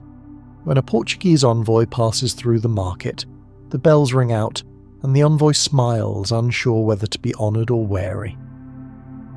One afternoon, you slip into the crowd outside the palace, drawn by the spectacle of a public procession. The king and his retinue ride at the centre, with European visitors following close behind. You spot Aminata among the onlookers, her face hidden beneath a wide-brimmed hat. She catches your gaze for the briefest moment, then looks away, a silent message. You are seen, but not betrayed. As the procession winds past, you catch fragments of conversation. The Europeans speak a mangled mix of local languages and Arabic, relying on interpreters who seem to enjoy their power a little too much. The king is gracious, but you note the tightness in his jaw, the way his hand never strays far from the hilt of his sword. Peace is a performance, you think, and tonight's show is for a foreign audience. At dusk, you slip away from the crowds and head to the riverside, where the European ships bob at anchor. The air is thick with the scent of tar, salt, and distant lands. Sailors barter for fruit and water, boasting of their voyages, sometimes fighting, always watching. You linger at a safe distance, studying the strange flags and unfamiliar faces. For a moment, you feel the world is impossibly vast, and then you remember that the river flows both ways, and everything brought in can be carried out too. You hear stories of private meetings inside the palace, late-night councils, gifts exchanged behind closed doors, the weighing of alliances that might last a season or a century. The new vizier is seen dining with a Portuguese captain. A Venetian merchant is spotted with the queen's youngest cousin. In the morning, a servant's tongue slips and rumours fly. The Portuguese want land, not gold. The Venetians want secrets. The king wants guarantees that will never be written down. Historians still debate whether these encounters were ever truly equal. Some claim African rulers outwitted the Europeans for generations, playing one power against another, controlling trade routes and demanding tribute. Others point to the slow erosion of trust, the way gifts became bribes and friendship became a prelude to conquest. In every version, betrayal hovers, a shadow behind every handshake. One night, you return to your friend's house to find a message awaiting you, delivered by a street boy with clever eyes. The parchment bears a royal seal, inside a single line. Be careful of gifts that glimmer and promises that shine. There's no signature, but you know the hand. Aminata, watching from within, risking much for a warning you might not live to heed. The next day, the city is swept by a sudden downpour. Muddy water rushes through the streets, and people scramble for shelter. You duck into a tavern, sharing a bench with a trader from Gao. "These rains wash away nothing," he says with a grin. "Not secrets, not lies." He sips his beer and tells you a story of a king who trusted a Portuguese captain and woke up to find his treasury emptied and his brother gone. He laughs, but you sense the fear beneath his words. A new tension seeps into the city. The king grows wary, the vizier grows bold. You hear of envoys pressing for more gold, more land, more say in council matters. The old alliances begin to strain. A Portuguese ship is found looted. The captain blames local fishermen. The king, unwilling to show weakness, orders an investigation. Several men are arrested. The market quiets. Children stop playing near the docks. Trust, always thin, now wears through in patches. You know what comes next. Alliances with foreigners are double-edged swords. The gift of pepper can turn to the price of freedom. You recall your own lessons in diplomacy, how every new face must be greeted with both welcome and caution. And you remember the proverb your grandmother loved. The river brings water, but it also brings crocodiles. Some say the Venetian merchants use coded handshakes, each gesture meaning something different. Trust, suspicion, warning, threat. You once saw a merchant touch his nose and wink at a rival, and an hour later the rival's goods were accidentally confiscated by palace guards. Coincidence? Maybe. But in a city built on trade, nothing is ever left to chance. One evening you catch sight of the new vizier meeting with a Portuguese envoy under the shade of an old sycamore. Their conversation is tense, punctuated by gestures and low voices. You can't hear the words, but the body language says enough. Neither trust the other, both hope to win, and neither will sleep easily tonight. As you turn away, a hand grasps your arm. It's Aminata, face pale. "You have to leave the city," she whispers. "The vizier knows you're here. The Europeans want someone to blame if things go wrong. It will be you." Panic wells in your chest. "What about you?" She squeezes your hand. "I will survive. I always do. Go, now." You slip away into the night, heart pounding. The city is a labyrinth, and you know it well. Every alley, every shortcut. You vanish into the shadows as the palace guards begin their search. Behind you, the city hums with the knowledge that something important is happening, though few will ever know exactly what. By morning you are far downriver, riding a boat with fishermen who care little for politics and less for royalty. You watch the city recede into the mist, feeling both free and lost. The boatman offers you a crust of bread and a cup of water. "You have the look of a man who has seen too many faces," he says. You nod, smiling despite yourself. Historians still argue about the arrival of Europeans in these kingdoms. Some call it the dawn of a new age, others the beginning of the end. But for you, it's simply another turn of the wheel, a reminder that every guest is a potential betrayer, every alliance a wager against fate. Downriver, you find work with traders and scribes, learning stories from every bend in the water. You hear of kingdoms rising and falling, of gold mines guarded by spirits, of ancient manuscripts hidden in mud brick towers. You gather knowledge, but you never quite let go of caution. The past is always with you, whispering warnings in the language of exile. Sometimes late at night you dream of the palace, the echo of laughter, the flicker of candlelight, the soft voice of Aminata singing an old lullaby. In those dreams you are neither ruler nor exile, just a child safe in the heart of a family. But even in dreams the shadows creep in, reminders that the world you left behind is never really gone. For now you drift on the river, a ghost between two worlds, never quite home, never quite lost. And as the sun rises over the water, you tell yourself the truth. Betrayals come from everywhere, north, south, across the sea, and sometimes from the hands you once called friend. Days pass on the river, the horizon unspooling endlessly in front of you. The city, its palaces, its betrayals, its endless game of shadows shrinks to a memory, just another bend behind you. But the river is its own kind of labyrinth, winding through thickets of reeds and forest that thrum with birdsong. Your exile is neither rest nor true escape, The past clings to you like damp air, every story you've lived weighing heavier as you move further from home. On certain nights, when the fishermen light their fires and the frogs sing in chorus, you let yourself forget you were ever more than another traveller. But dawn always reminds you. Somewhere upstream, the palace carries on, decrees issued, alliances traded, enemies made and unmade in the flicker of a candle. And every so often the river brings you a whisper, a scrap of gossip from a merchant, a coded message slipped into a crate of salt, a song sung by a griot who knows more than he admits. It is in this liminal space, neither courtier nor commoner, neither prince nor outcast, that you first hear the tale that will pull you back into the old web. The story travels fast. A betrayal in the desert, vengeance in the jungle, a new power rising in the gaps left by old wounds. At first, you ignore it.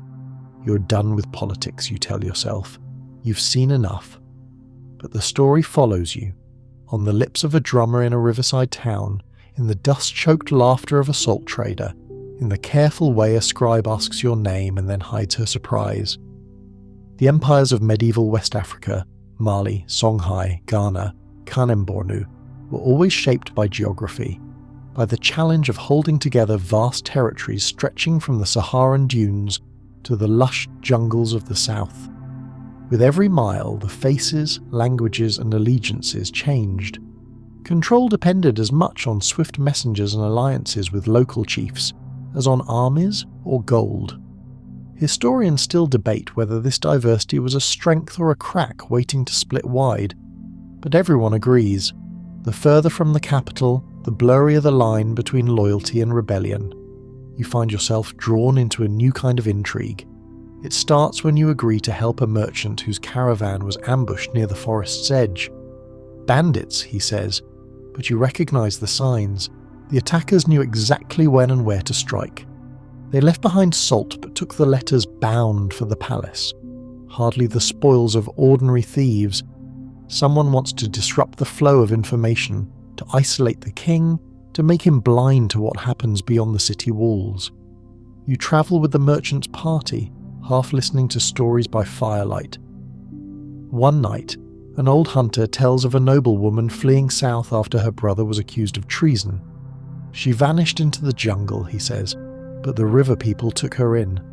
Now she's a queen in her own right, waiting for the day to strike back. The others laugh, but you sense the truth beneath the myth. In a world where the forest swallows secrets, betrayal is sometimes the only way to survive. You arrive at a riverside village just as the annual festival begins. Drummers summon the dawn, dancers whirl in clouds of red and yellow cloth, and the elders offer prayers at the shrine of the river goddess. You keep to the edges, learning more in silence than you ever did from palace proclamations. Here, news arrives in fragments. A rumour of gold discovered far to the east, a feud between local chiefs, a warning that slavers have been seen near the border. But it's the talk of betrayal, always betrayal, that colours every story. Aminata's name reaches you, carried on the wind by a group of travelling griots. She's still at court, they say, but her influence wanes. The new vizier is more ruthless than the old, more willing to punish dissent. Some nights the palace is said to echo with the cries of those who trusted the wrong friend, and somewhere in the jungle a new alliance grows. Chiefs and exiles gathering under a single banner, their leader rumoured to be a lost royal, returned from the dead. You meet the chief of the village, a tall, quiet man with the air of someone who has survived many storms. He greets you warmly, but his eyes are wary. We hear news from the north, he says, but it is never the whole story. We must listen to the river as well as the road. He invites you to share his meal, and you accept, knowing that in times like these, hospitality is both a blessing and a test. Over roasted fish and yam stew, he tells you of a recent attack. Raiders struck at night, taking captives and burning the chief's grain stores. They spoke a foreign tongue, he says, but one of my men heard them mention the palace. He frowns. Why would the king attack his own people? You know the answer. The king likely knows nothing of this. It's someone else stirring the pot, sowing chaos to mask their real intentions. The question is who? Among the Mande people, it is said that every time a betrayal occurs, a new bird is born in the forest, one whose song is sharper than sorrow, warning all who hear it to tread carefully. You wonder how many new birds must be singing now, and whether anyone in the palace is still listening. You offer what advice you can, but you're no longer a prince with armies at your command. Instead, you do what you do best: listen, learn, connect the dots that others miss. You realise the village sits at a crossroads, not just of trade, but of information. Every traveller who passes through leaves behind a piece of the puzzle. One morning, a messenger arrives breathless, dust-caked from days of travel. He carries a letter marked with a royal seal, one you recognise as Aminata's. You read it in private, hands trembling. The shadows grow thicker. The vizier suspects everyone. I am watched day and night. There is talk of rebellion, but no trust between those who whisper it. The king grows old. I don't know if he still knows me. Be careful. They say your name at council. I don't know if it is as friend or enemy. You burn the letter, but the words remain branded on your mind. There is no safety in distance, no escape from the web. You decide to seek out the rebels rumoured to be gathering in the jungle. The chief gives you a guide, a wiry youth who knows every game trail and river crossing. You travel in secret, moving only at dawn and dusk, sleeping in the shadow of ancient trees. The jungle is alive. Monkeys shriek from the canopy, insects drone, and the river's voice is never silent. Here, your old titles mean nothing. What matters is your ability to listen, to adapt, to survive. You find the rebels camp at the foot of a great waterfall. Their leader steps forward, a woman dressed in a mix of royal silk and hunter's leather. You recognize her, the noble woman from the hunter's story, now hardened by exile and loss. She greets you with a nod, her eyes sharp. You come from the palace, she says. Why should we trust you? You tell her your story, not the polished version, but the truth of survival, of betrayal, of learning who your real allies are when all the gold is gone. She listens and finally gestures for you to sit. We are not just rebels, she says. We are those the palace forgot. Chiefs denied tribute, scribes punished for honesty, soldiers blamed for failures not their own. Around the fire, her followers share their tales. A general accused of treason for losing a single battle, a merchant's daughter sold into slavery after a rival lied to the king, a poet whose verses angered the wrong advisor. Their stories are different, but the refrain is always the same: trust betrayed, justice twisted, power hoarded by those who fear it most. You learn that the jungle is a place of both refuge and revenge. Here, old feuds can be settled without interference, and new alliances can grow among people who share nothing but a hatred of betrayal. The rebels plan carefully, striking at caravans and outposts, avoiding open battle but making their presence felt. The palace, meanwhile, grows more isolated, cut off from the web of loyalty that once held it together. Historians still debate whether such rebel movements ever truly threatened the great empires, or if they were just a symptom of decay already underway. Some point to lost cities swallowed by the jungle, their walls overgrown with vines, as evidence that betrayal is never just personal. It can unravel whole kingdoms. Others argue that power always finds a new centre, that even after a dynasty falls, something new rises from the ashes. As weeks pass, you become both participant and witness. You advise the rebels, help craft messages to sympathetic chiefs, and warn against rash violence. You see the cost of constant vigilance, the toll it takes on hope, on trust, on the simplest joys.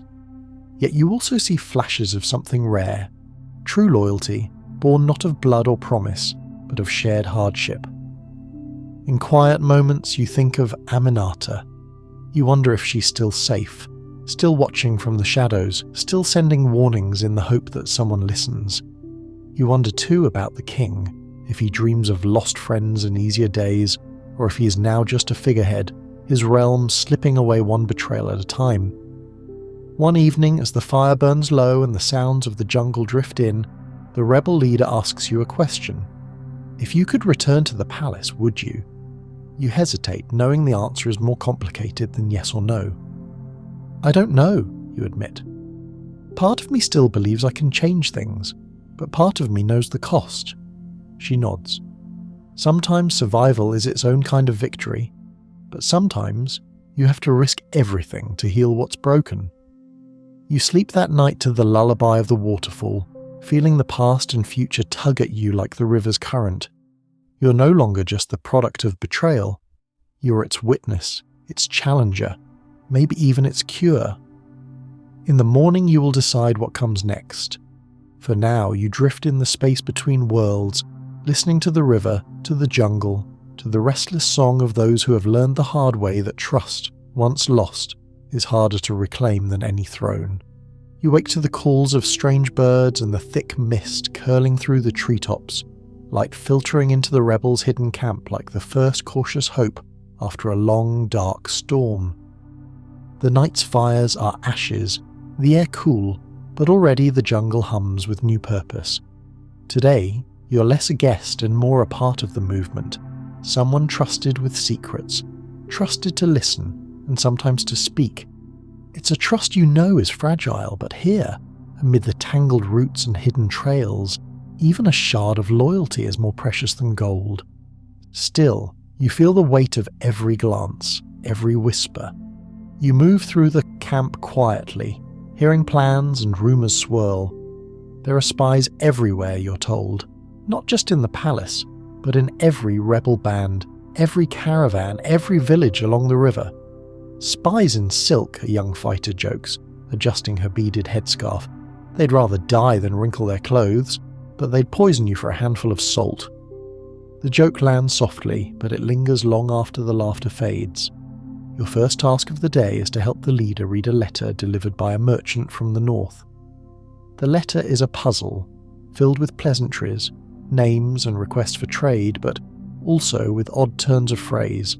The leader frowns, pointing to a line. He calls our new allies nightbirds. That means he suspects them. You nod, helping her decode the rest. Hidden in the flattery are warnings. There is a traitor among the rebels, someone who has been sending word back to the palace. The leader thanks you and calls her most trusted advisors. Plans are made, quietly, swiftly. By nightfall, a search will begin, gentle at first, but relentless. In every royal court, the greatest power sometimes belonged not to the king or queen, but to those who heard everything. The spy masters, the informants, the servants who moved unseen. In medieval Benin and Hausa city-states, some of the most trusted spies were women, favoured for their ability to slip between worlds, their skill at blending in during gatherings or market days. Historians still argue whether these courts were uniquely suspicious or simply more honest about the fact that everyone, everywhere, was watching everyone else. Today you notice the rebels moving with new wariness, checking supplies twice, keeping weapons close. The leader posts a double watch at the edge of the camp and changes the signal fires that mark friendly paths through the forest. You help write messages, coded, then recoded, to loyal chiefs upriver. Don't trust anyone who arrives after sunset, one note reads, and you wonder how many allies will be left by dawn. The mood is tense, but there are moments of lightness too. Children play a game called court intrigue, chasing each other and pretending to slip messages to the queen or the vizier. One little boy, tired of being the prince, declares, "Today, I'm the cook. I can poison anyone I want." The laughter is bittersweet because you know how close to the truth their game really is. As evening falls, the leader gathers you and a few others for a council. She speaks quietly. "We have a traitor, and the palace knows more about us than they should. Someone here has a second master." Eyes dart around the circle. A young woman named Sifu, a former court servant, quick and clever, raises her hand. "Let me find them. I know the tricks. I know how to watch without being seen." The leader nods. "But be careful. Sometimes the traitor is the one you trust most." There is an old proverb from the Swahili coast.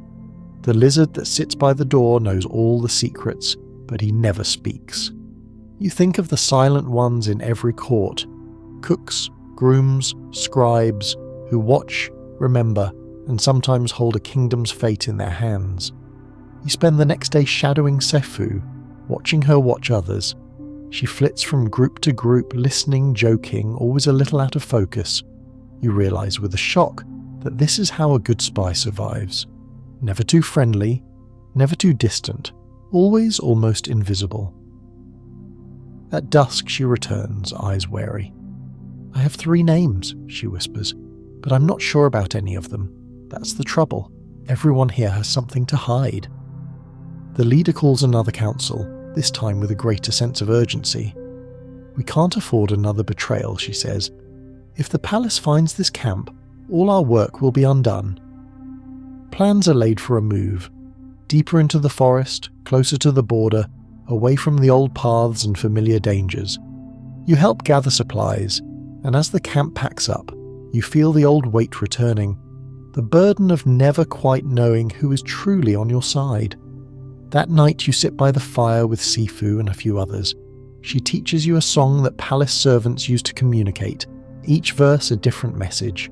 Come quickly, danger here, all is well. The code is subtle, nearly invisible, but powerful. You wonder how many times you've heard such songs in the palace and never guessed their meaning.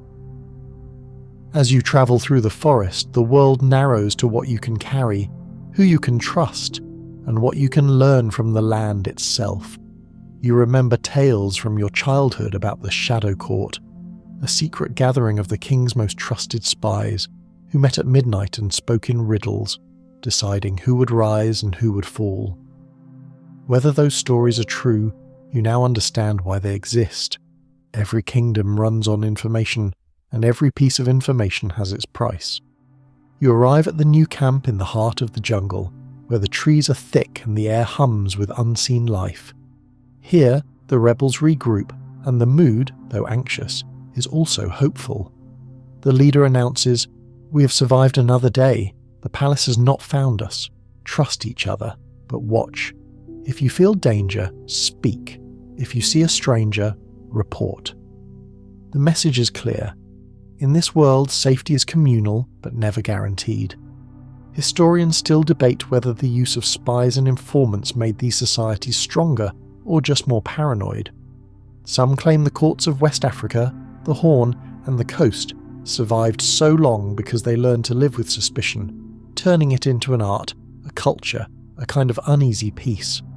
Others argue that such constant vigilance eventually undermined trust, hollowed out loyalty, and paved the way for greater betrayals.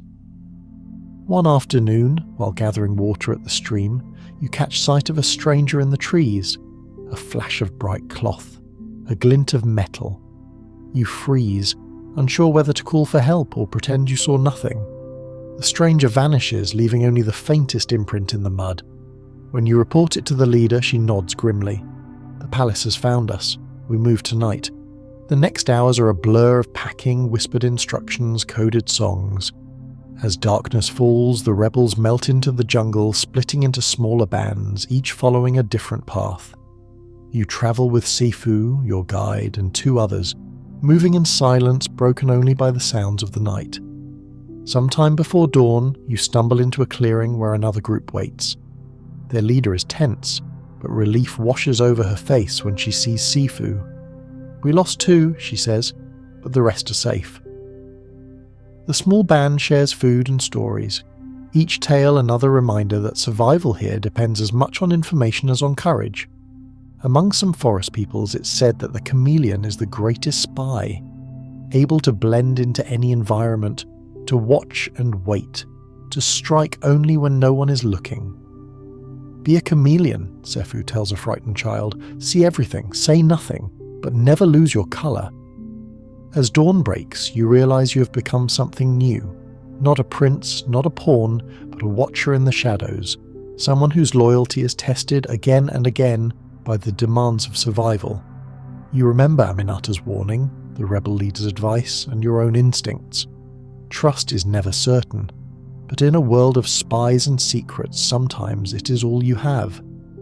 In the coming days, you help the rebels send coded messages, smuggle supplies, and map safe routes for those fleeing the palace's reach. You learn to recognize the signs of betrayal, hesitation, too eager friendliness, stories that don't quite match. You become the one others look to for guidance, not because you are fearless, but because you know how much fear is required to stay alive. Historians still argue whether the shadowy networks of spies in medieval Africa were the seeds of resistance or the roots of decay. You realize as you watch the children play court intrigue in the shelter of the jungle that both can be true. Spies can save a kingdom or destroy it. Sometimes they do both at once. The camp settles into its new home, and for a moment there is peace. The children laugh, the elders tell stories, and the forest seems to breathe easier. But you never stop watching, listening, waiting for the next shadow to move. As you drift to sleep one night, Sefu sings one of her coded songs, a lullaby for those who have lived too long in the land of spies. You listen, grateful for her voice, for the fragile sense of belonging, for the knowledge that even here, even now, loyalty can bloom in the darkest corners.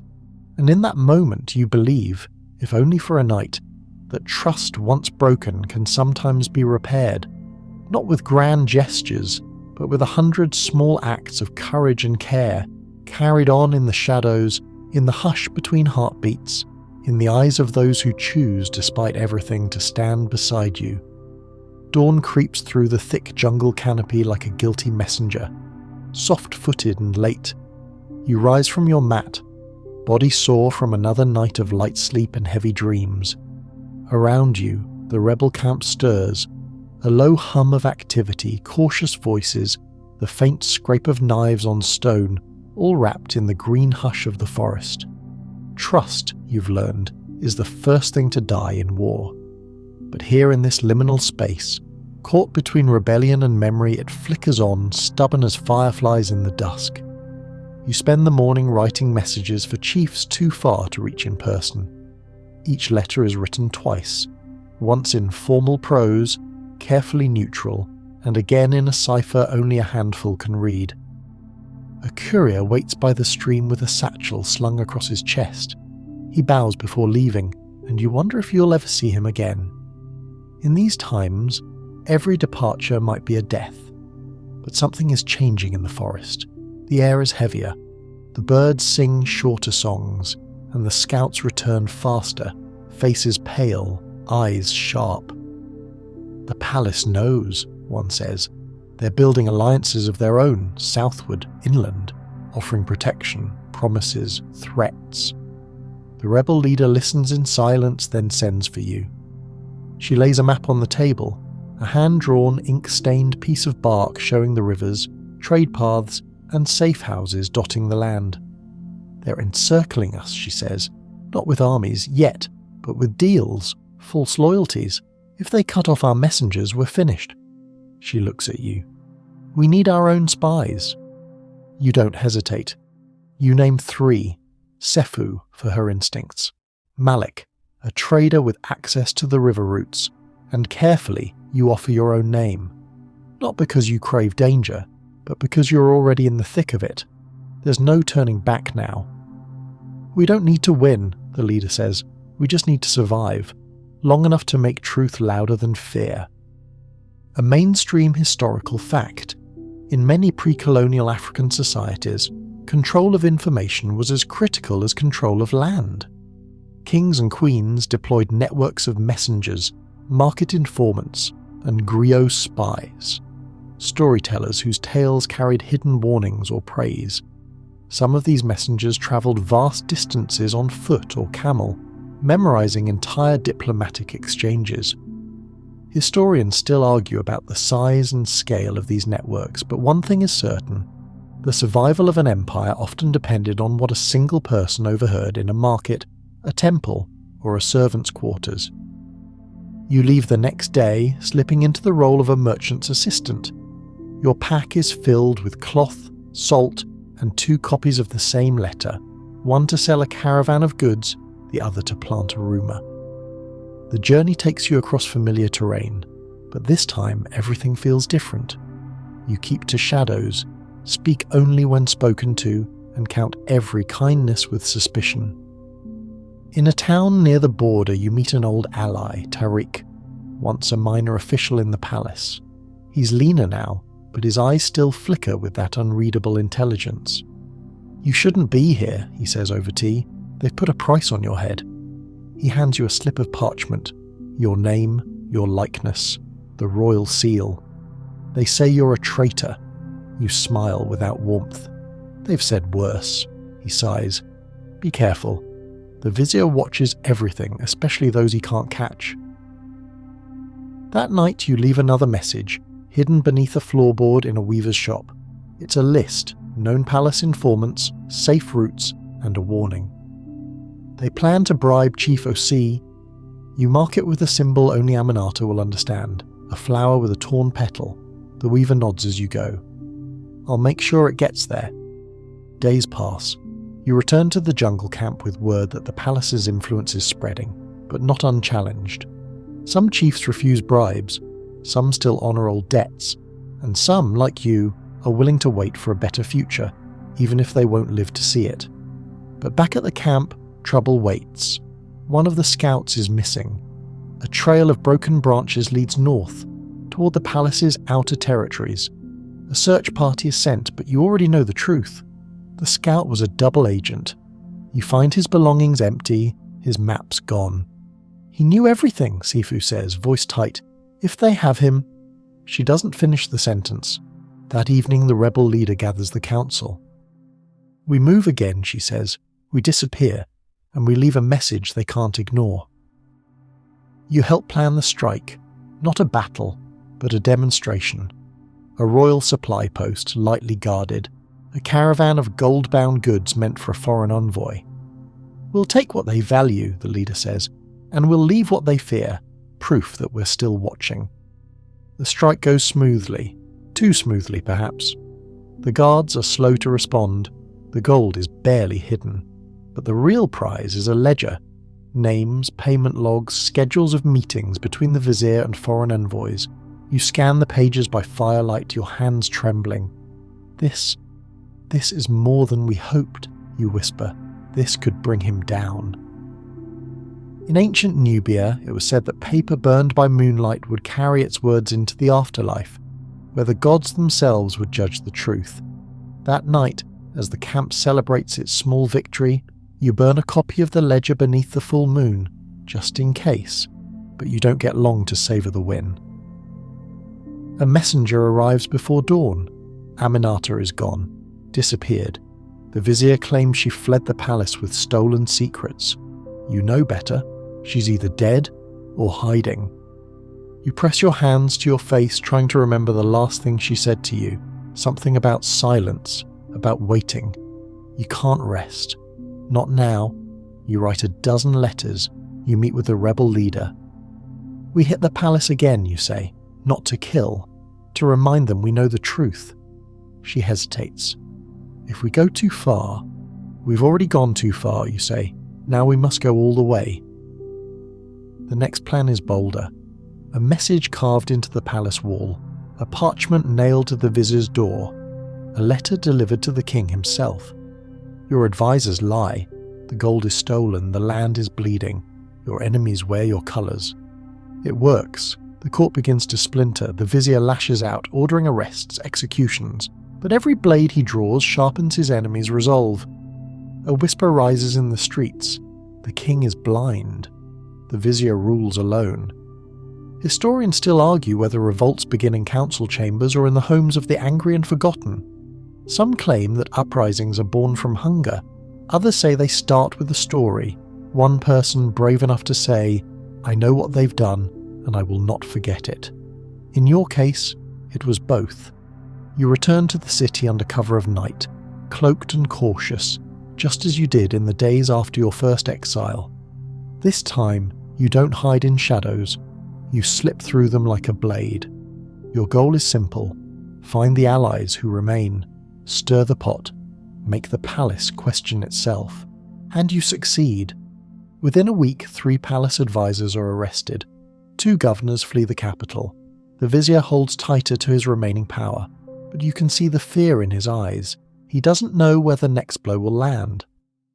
Then, Just as the court begins to turn inward on itself, a whisper reaches you. Aminata lives. She is safe. She waits. You find her in a small village on the edge of the forest, disguised as a healer. Her hair is shorter, her voice quieter, but her fire remains. "They tried to break me," she says, "but I remembered who I was, who we are." You embrace her, the weight of silence finally lifting. Together you plan the final blow, not with swords, but with stories. You gather the ledger, the letters, the testimonies. You send griots across the land, each one singing a different part of the tale. The greedy vizier, the blind king, the rise of those cast aside, and the people listen. You do not storm the palace. You don't need to. The king, shamed and weary, dismisses the vizier. A new council is formed, half palace, half rebels. The transition is uneasy, imperfect, but it begins, slowly, like a dawn that almost doesn't come. Historians still debate how it all unfolded. Some say the vizier fled with stolen gold. Others claim he was assassinated by his own guards. Some believe he vanished into the forest and lives still, plotting revenge. But the truth is simpler. He lost control of the story, and once a kingdom stops believing its rulers, no sword can make them loyal again. You don't take a throne, you don't want it. Instead, you walk the palace halls as an advisor, not to rule, but to watch, to remind, to remember.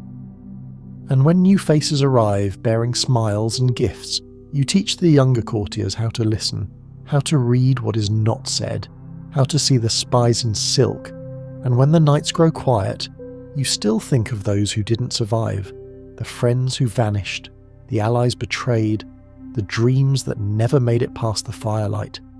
You honour them in silence, in vigilance, in the way you never, ever let your guard fully drop.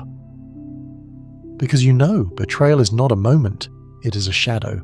It lives behind the throne, beneath the flag, beside the toast, and it never truly dies.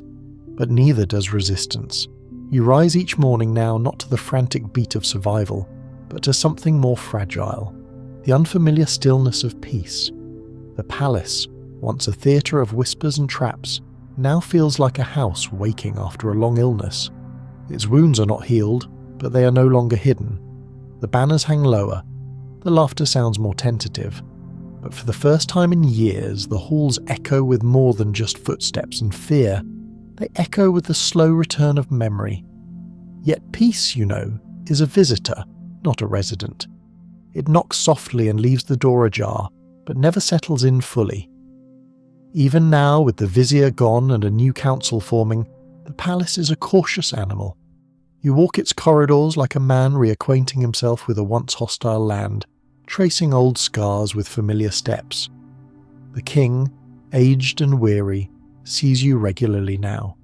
His mind drifts more often than not, sometimes mistaking you for your father, sometimes forgetting why he summoned you at all. But when he speaks clearly, the sharpness is still there. "The court is quieter," he murmurs one afternoon, staring out at the courtyard. Too quiet, perhaps. When there are no enemies at the gates, we start seeing them in our own reflections. Aminata returns as well, though not to her old position. She advises quietly from the edges, her voice respected by those who remember what she endured. Together, you begin a slow, delicate process, reconnecting with outlying chiefs, healing old fractures, and most importantly, gathering stories. Stories of the years lost to fear, stories of those who vanished. Because you know the work is not done, it has only shifted form. There are still those in exile, some by force, some by choice. Some who vanished so quietly no one noticed for years. Their names hang like cobwebs in the margins of ledgers, their faces remembered only by the oldest servants and the most loyal griots. You begin to compile a list. Throughout medieval Africa, exile was a punishment often reserved not for traitors, but for the inconvenient. Unlike execution, which made martyrs, exile erased, slowly, silently. Kings sent rivals to govern distant provinces, or to study in the north, or simply away for their health. Historians still struggle to trace the paths of these disappeared, too royal to be killed, too dangerous to remain, and too proud to beg their way back. You begin travelling again, this time not as a spy or a fugitive, but as a messenger of uneasy peace. You visit outposts once loyal to the old vizier. Some welcome you with cautious bows, others with open hostility. In one town, a noble throws wine in your face. "Where were you when we were hunted?" she spits. "Now you want trust." You nod, take the insult and leave the offer anyway. Trust is earned slowly. You understand that now. In another village, a young boy follows you everywhere, wide-eyed. "You're the one from the songs," he says, "the one who vanished into the forest and came back with a map of every lie." You smile. That's not quite how it happened. He shrugs. Doesn't matter. That's the story now. You realise, with a strange ache, that sometimes survival isn't just about staying alive. It's about being remembered the right way. One evening, in a village perched along a river bend, an old woman beckons you into her hut. She offers food, then tells you a name from your list. "He's here," she says. "Has been for years. Works the docks. Calls himself Ishak the Quiet. But he used to wear silk, didn't he?" You nod. Heart pounding, you go to the riverside and find him. He's older, thinner, but it's him. One of your childhood tutors, vanished after a council meeting years ago. Rumours had claimed he was dead, poisoned, banished. Instead, here he is, barefoot and hauling sacks of grain. He sees you and freezes. You sit with him beside the water, not speaking for a long while. "I thought they killed you," you say at last. "They almost did," he replies, "but silence was safer." He sips from a gourd. "When the vizier began suspecting everyone, I left before my name came up. The hardest part wasn't disappearing, it was letting the lies replace me." You nod. "We're rebuilding the council. We need memories. Real ones." He looks at you skeptical. "And what makes you think the new ones won't turn just like the old?" You don't answer. Instead, you hand him a copy of your list. "If you know where others are, write them down. Tell them it's safe to come home, or at least safer." He stares at the list, then back at the river. "I'll think about it," he says, but you know he's already made the decision. Among the Luba people of Central Africa, royal history was preserved through memory boards, wooden panels carved with bumps and symbols, read only by trained record keepers. These boards carried not just names and events, but emotions, shame, joy, betrayal. They were maps of the soul, meant to be touched, not just read. You wish your court had such a thing. Instead, you carry it all in your head, every name, every loss. As the months pass, the city begins to shift. The walls, once oppressive, now feel more like protection. Children play in courtyards again, scribes write openly. But the palace remains cautious. New guards are trained to ask questions, not just follow orders. Messengers are taught how to code their reports, to protect truth from those who might twist it. You and Aminata begin what you call the Whisper Network, an informal system of truth-tellers. Scribes, midwives, musicians, cooks, even former palace spies. Their job is simple. Tell what you see. Whisper it where someone trustworthy can hear. No politics, no flattery, just the facts. Slowly, the palace becomes less reactive, more aware. You never stamp out lies completely, but you learn to spot them faster. One day, Aminata tells you, we found her. The Queen's cousin. The one they said drowned 10 years ago. You blink. Alive? She nods. Living as a weaver in the south. She doesn't want to come back. She said, let them remember me as dead. I'm freer that way. You respect her choice. Some ghosts need to remain ghosts. You visit the king more frequently now. He's fading, but in his clearer moments he asks about the ones who've returned. They're wary, you say, but they're watching, listening. Some may forgive, others won't. He nods. Forgiveness is not always deserved, but it is sometimes useful. He dies quietly just before the first rains. No drama, no poison, no rebellion, just age and time. The court mourns, and for once the grief feels real. At the funeral you see faces from every corner of the kingdom. Chiefs, elders, former rebels, even one of the foreign envoys, older now, humbler. You speak few words, but your presence matters. The griots sing of a kingdom wounded but not destroyed, of a prince who vanished and returned, of betrayals remembered but not repeated. Aminata is offered a seat on the new council. She declines. I work better in the shadows, she says. Besides, someone has to keep watching the watchers. You smile. I suppose that's my job now too. Historians will one day write about these years and they'll argue, as they always do. Some will call it a renaissance, others a long, slow crumble. But for you, it was something else entirely, a reckoning. You continue to visit villages, to send letters, to listen. One day, a child brings you a note from an old rebel. It simply says, I forgive you. Not because you asked, but because it's time. You fold the paper and carry it with you always. In the evenings, you sit by the palace window and watch the city breathe. Not perfectly, not peacefully, but freely. The past is not gone. It walks with you. It watches. It warns. But it no longer rules. And in that you find a kind of freedom. You begin to understand that history is not made in the thunder of battles or the flash of coronations. It's made in quieter places, in the corners of council rooms, in kitchens thick with steam and murmurs, in the verses of old songs sung by girls braiding each other's hair beneath mango trees. If betrayal has a sharpness to it, legacy has a softness, an unfolding. You learn this slowly, in the new rhythm of life after the storm. Now, in the softened shadow of the old king's passing, your days become occupied with remembrance. Not the gilded kind, no elaborate carvings or statues, but the kind that hides in the words people speak when they think no one listens. The kind you overhear in marketplaces whispered by someone buying yams.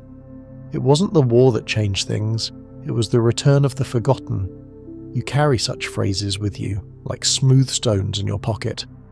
One morning, while reviewing palace ledgers, you come across a note written in the margins of a tax document, decades old.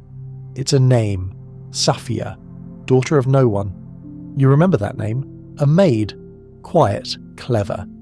Disappeared one rainy season with nothing but a basket of laundry. No one mentioned her after, until now. Until you see her name in the margins, a ghost fingerprint in the Book of Empire. You begin to ask after her in the city, starting carefully with older merchants. One nods slowly. The girl with the braid like a whip.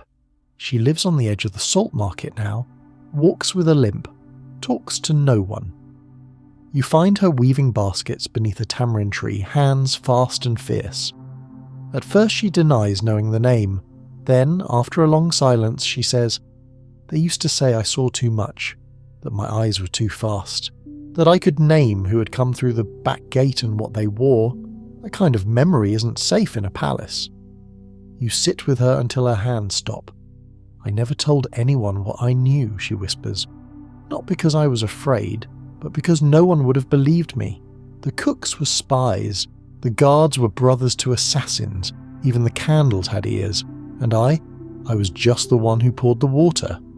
You nod, listening as she speaks of a time when every servant knew which guest brought poison in their cloak, which child bore the blood of a secret affair, which noble bowed too deeply to a foreign envoy. Her memories are a palace within a palace. You see, she says, we were all griots in a way. We just weren't allowed to sing. You leave her with an invitation, not to return, not to testify, but to write. Tell your stories, you say, not for them, for us, for the ones who never got to speak. She nods once. You think she might actually do it.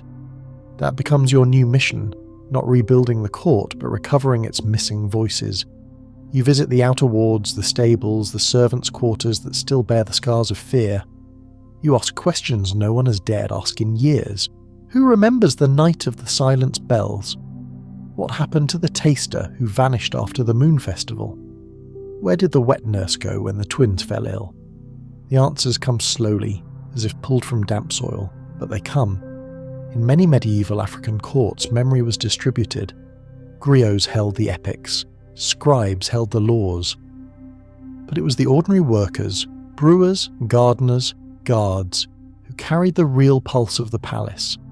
These unacknowledged historians remembered who was seen entering whose chambers, which deals were sealed with handshakes and which with daggers. Their knowledge rarely made it into official annals, but it lived, passed through songs, gestures, recipes, silences. You begin to archive these memories, not with ink at first, but with your own voice. At night, you repeat them aloud to Aminata, who listens with the stillness of someone who knows the cost of truth. She begins transcribing them onto long scrolls, each marked with a sun symbol, stories brought into the light. It's not history, she says. Not yet, but it's breath, it's weight. One evening, you're approached by a boy who claims to be the son of one of the palace scribes exiled under the vizier's rule. My mother taught me her shorthand, he says. I can copy faster than anyone. You take him on. He works in silence, fingers ink-stained and steady. He writes as though trying to preserve what everyone else wants to forget. Soon, a network begins to form, quiet, sprawling. Former dancers who remember which nobles whispered in their ears. Soldiers who recall which gates were left open at midnight. Gardeners who found more than weeds in the hedges. You realize something powerful. The court is not a building. It is a memory system. And for years, it was fractured. Now, piece by piece, it begins to reconnect. But the past does not return without cost. One day, a woman arrives at the palace gates. She wears the robe of a healer, but her face is lined with old knowledge. She asks to see you. You recognize her instantly. Once a noble, once accused of treason, once banished so thoroughly her name was struck from all records. I'm not here to reclaim anything, she says, just to tell the truth once. She speaks of a cousin who betrayed her, of a plot she never joined but was blamed for, of the night she fled through the kitchens helped by a stable hand who risked everything. I lost my title, she says, but not my voice. You add her story to the archive, but it leaves you unsettled. If she was innocent, how many others were wrongly erased? And if their names never made it back, who speaks for them? In the rainforests of the Congo Basin, some tribes believed that when a lie was told during a council, the trees would remember it, and that years later, the wind would return that lie as a whisper. The jungle holds secrets, they said, but it also releases them when it's time. You wonder how many of your palace's lies still rustle in the leaves. Not all returns are peaceful. A former general once exiled is welcomed back with caution. He accepts your invitation, but refuses to join the council. I was loyal once, he says. Then I was called traitor. I won't play that game again. But I'll teach your young guards. At least let them learn who they're guarding and who they're not. Others send word but refuse to come. It's enough to know we weren't forgotten, one letter reads, but we have built lives elsewhere. Let the palace be the past. You honour all of them, the returners, the refusals, the dead. Their names are etched into a wall of cedar in the palace library, unadorned, undecorated, just names. But when the children of scribes pass through the room, they stop and read aloud. That's how memory is revived, not with gold, but with voice. Aminata proposes a new festival, the Day of Names. A quiet day. No feasts, no games, just readings. Every town, every village, every corner of the kingdom encouraged to gather and recite the names of those who vanished, returned, or were never recorded at all. We must teach them, she says, that remembering is resistance. The first day of names begins with uncertainty. Some say it's unnecessary. Others worry it will reignite old wounds. But by nightfall, voices rise across the land. In courtyards and temples, under trees and beside rivers, people speak the names that were almost lost. You sit in the great courtyard and listen. A girl reads the name of her grandfather, long whispered to have been murdered in a palace coup. A boy speaks the name of his sister, stolen in a marriage alliance and never seen again. An old man reads a list that takes nearly half an hour to finish. You do not cry, but your hands tremble. Historians will argue whether the Day of Names marked a true change. Some will say it was symbolic, nice, but not structural. Others will point to it as the moment the kingdom became something new, a place where silence no longer ruled. But none of them will know what it sounded like to sit in that courtyard, the night air heavy with names. You visit Sophia again beneath the tamarind tree. She smiles. "I told you," she says. "The ones who pour the water remember." You nod. "And now they'll be remembered." She gives you a scroll. "It's finished, my part anyway. You decide what to do with it." You place it in the library wrapped in cloth, not for public reading, yet, but someday. As the season turns, the palace breathes a little easier. The new generation of guards no longer flinch at questions. The cooks laugh without glancing over their shoulders. The griots sing songs that include the rebels, the forgotten, the survivors. And you? You continue your work, not as a prince, not as a saviour, but as a collector, a keeper of broken pieces. You understand now. Betrayal does not end with forgiveness. It ends when the truth is known and remembered and spoken, not once, but again and again. Because kingdoms are not built on gold or armies, they are built on stories, and you will make sure none of them disappear again. You are standing at the edge of the royal orchard when the messenger arrives, a slip of a girl with wind-knotted braids and a scroll tucked into her sleeve. She says only one word: heirs. You know immediately what it means. There's a rumour, thick and sticky as honey, beginning to trickle through the city. A whisper of someone long thought dead. A child. No two. Twin heirs, born of a royal union and hidden before the purge. Whispers say they survived. Whispers say they are coming home. You take the scroll into the cool shadows of the archives and read it twice. It's unsigned, but the style is unmistakable. Aminata's hand, careful and clear. There are children, it says, stolen, hidden, raised in silence, and now someone wants them erased again. You sit back, stunned. In a court where betrayal grew like moss, no one had considered the fate of stolen bloodlines, not deeply. You had assumed, like many, that the children were casualties of the great silencing. A bloodline ended quietly with no funeral, no justice. But what if it had survived? What if two small lives had slipped through the cracks and grown in the shadows? In multiple African dynasties, especially in the Sahelian belt and parts of the Horn, royal children were often sent to remote households for protection in times of unrest. The idea was simple: keep the bloodline alive, even if the throne itself was lost. Some were raised by loyal chiefs, others were given to religious orders or disguised among servant families. Historians still debate whether this was an act of desperation or long-term strategy. You realise, the question is not whether these heirs exist. It's who knows they do, and who wants them gone. You summon Aminata immediately. She appears hours later, breathless from a journey she hasn't yet explained. "They are alive," she says before you can speak. "Twins, a boy and a girl. 10, maybe 11. I've seen them." You sit with the knowledge like it's a bowl of boiling soup in your lap. Too hot to drink, too sacred to spill. Where? In the south. With a family loyal to the old queen. They've been raised as traders' children, but the resemblance, it's unmistakable. The boy has her eyes, the girl, her voice. You close your eyes. The old queen had many enemies. She was erased so thoroughly it was illegal to speak her name for years. But the blood is harder to silence. "We can't bring them here," you say. Aminata nods. "Not yet, but their protectors are afraid.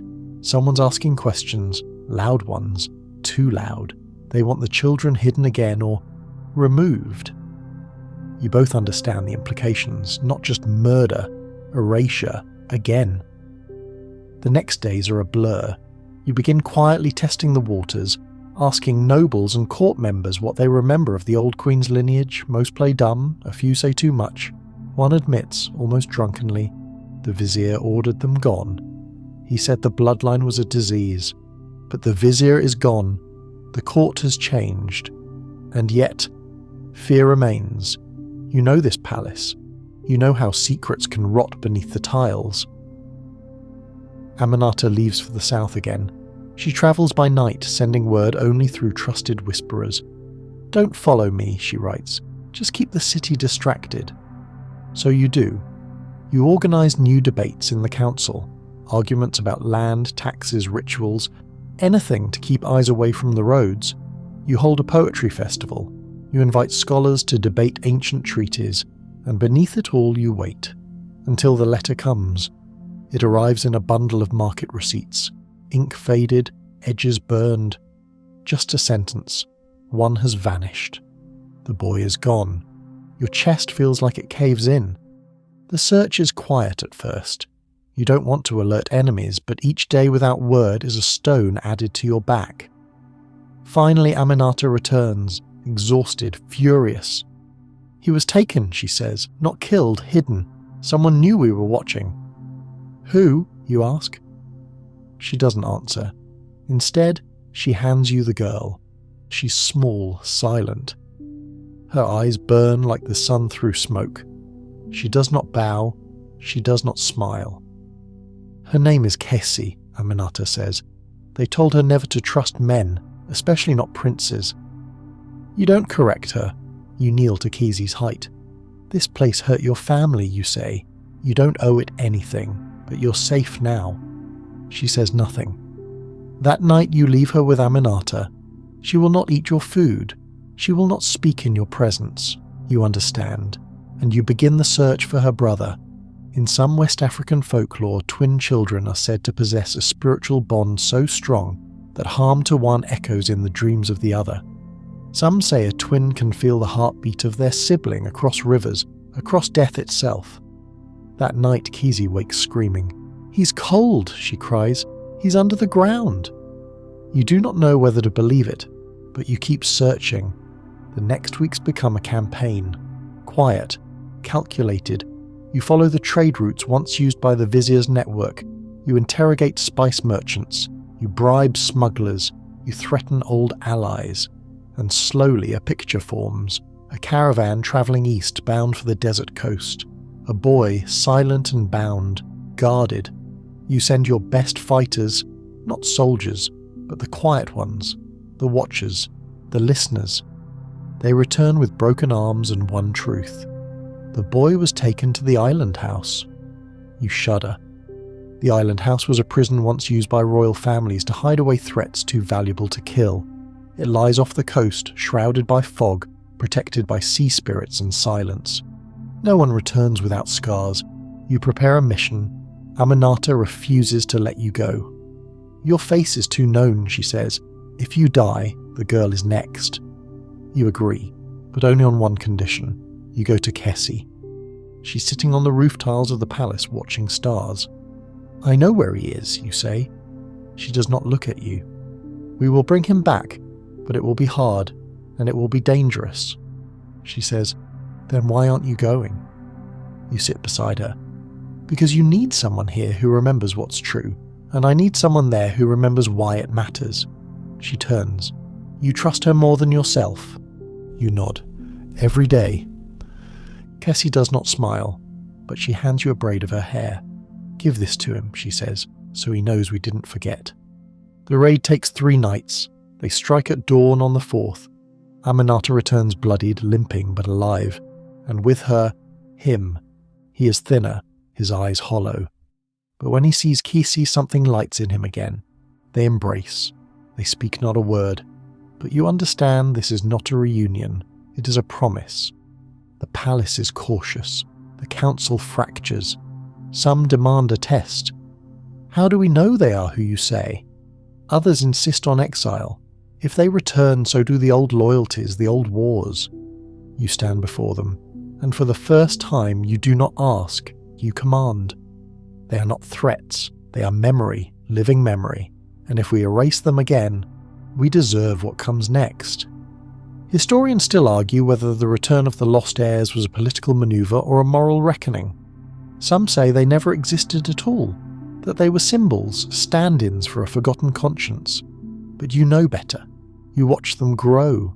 You listened to their fears. You buried the bones of the men who tried to erase them. You build a place for them, not in the palace, but beside it. A house with no guards, no gates, just books, stories, and a room to remember. You visit often.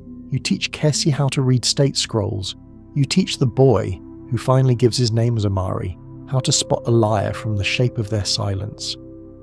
One day, Kessie asks, "Will we rule?" You pause. "Do you want to?" She shakes her head. "We want to live." And so you let them. You name them heirs not of throne, but of truth. The first of a new line, not of kings and queens, but of witnesses, of memories, of fire that refused to go out. The rainy season returns slowly, first as a shimmer in the air, then as the heavy sigh of earth soaking in sky. Everything smells of wet leaves and turned soil. You walk the outer walls of the palace at dawn, cloak drawn tight, watching rivulets trace paths through the bricks like veins of an ancient body. The kingdom breathes again, but in that breath is an old ache. Suspicion. Even with the twin heirs safe, even with the vizier long buried in the silence he sowed, the legacy of betrayal lingers like dampness in the walls. You know this. You feel it in the way certain guards avoid eye contact, in the way some ministers smile with too many teeth. Peace has returned, yes, but so has politics.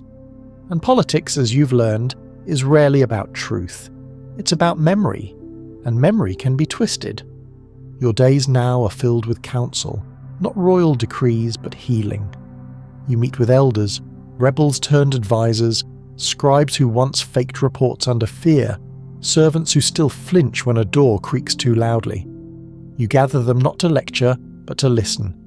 You ask, "What's left broken?" And they tell you. A scribe says, "We still record only what flatters the powerful." A cook whispers, "We taste every meal with dread, still." A young guard admits, "I do not know which version of history I'm supposed to protect." You nod through it all. Then you do something bold. You gather them into one room, a round room. No thrones, no banners, no hierarchy, just cushions, scrolls and stories. You call it the Circle of Remembrance. No titles allowed, only truths. Each person, regardless of station, shares one memory, just one, of betrayal. Personal, political, petty, or profound. A song sung by a traitor. A promise broken. A mother exiled for asking too many questions. In the Akan culture, a special ceremony called Nsawa involved gathering community members in a circle to recount collective wounds, not to resolve them, but to place them in the open, where silence could no longer give them power. The belief was that air and voice, not punishment, cleanse the soul of a people.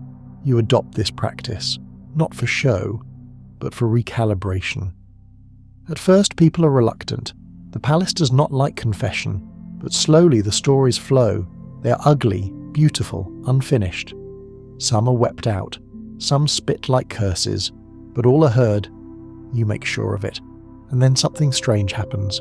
People begin writing them down. The circle of remembrance becomes weekly, then daily. Griots attend, scribes listen, children sneak in to sit at the edge of history. And one morning a former traitor speaks. Not a metaphorical one, a man who once served the vizier directly. His name is Cato. He stands, old but upright. "I was afraid," he says. "But that's not my excuse. My excuse was hunger for power, for a position, and I earned it by giving names." He lists them. You recognize many. Gasps fill the room, and he weeps, not for himself, but for what he replaced with ambition. "I did not kill them," he says, "but I pointed." When he sits, no one claps, no one speaks. But something shifts. His name is no longer just a footnote, it is a reckoning. That evening, Kessie finds you pacing in the rain. "Why do they come?" she asks. "Why confess?" You look at her. "Because we no longer punish confessions, we honour them." She frowns. "What if the truth is too ugly?" You say, then we let it be ugly, but we don't let it be silent. And she says, almost as if to herself, that's dangerous. You reply, yes, but not as dangerous as forgetting. Weeks pass. You create an archive, not the palace archive, not ledgers of taxes or wars, but an archive of the wounded past. Scrolls filled not with royal deeds, but broken truths, lies once told, truths denied, names erased, now returned. You commission a room for it, not marble, but mud brick, a building that can be touched, not just entered. You fill it with benches, cushions, tapestries embroidered with unfiltered names. You make it free, children come, foreigners come, nobles reluctantly begin to visit, and each must write one truth on parchment before they leave. It becomes a tradition, then a ritual, then a responsibility. Across medieval African kingdoms, Songhai, Mali, Aksum, public memory often lived outside the palace. Marketplaces, shrines, and riverside gatherings functioned as forums for what official record keepers dared not write. A king's actions might be glorified on paper, but mocked in verse sung by old women in courtyards. These parallel histories ensured no one version could dominate forever. You begin encouraging this. Official stories now end with a blank page, an invitation to add. Students read both sides, what the palace says and what the people remember. You begin to receive letters from beyond the kingdom. A scholar in Ife asks to study your model. A queen from the northern coast sends a gift, beaded scrolls that once belonged to her grandmother who died in exile. They were hers, she writes, but now I think they belong to all of us. Kessie and Amari grow into this world like saplings in new soil. They are taught diplomacy, yes, but also silence, listening, curiosity. Kessie especially takes to storytelling. She begins leading one circle a month. Her voice, once guarded, now gathers crowds. Her favourite phrase becomes, "And what was your part in this?" Amari prefers the archive. He rarely speaks, but you often find him there, reading, copying, translating. One day you catch him crying over a scroll about the night his mother was taken. He doesn't look up, and you don't interrupt him, because remembering isn't performance, it's restoration. Still, not everyone celebrates this new era. Some accuse you of weakness. They say, the palace is now a church of guilt.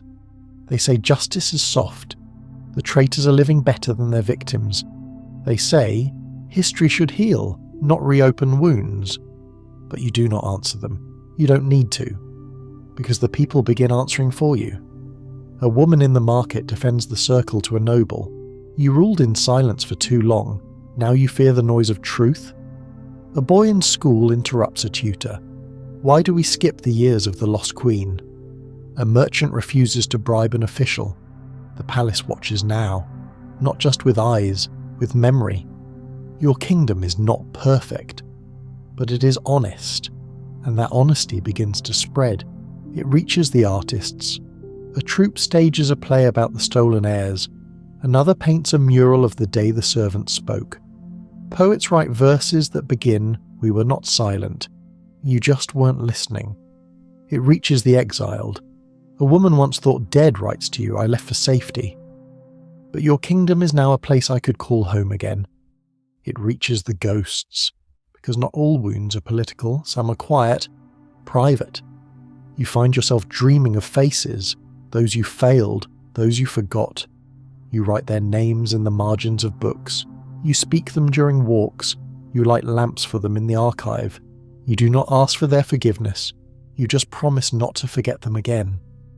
One night, in the circle, an old woman tells the story of her sister, a palace nurse who vanished during the years of the vizier. No one ever said her name again, she says. Not even my mother. It was like she'd never breathed. She places a bead on the central altar.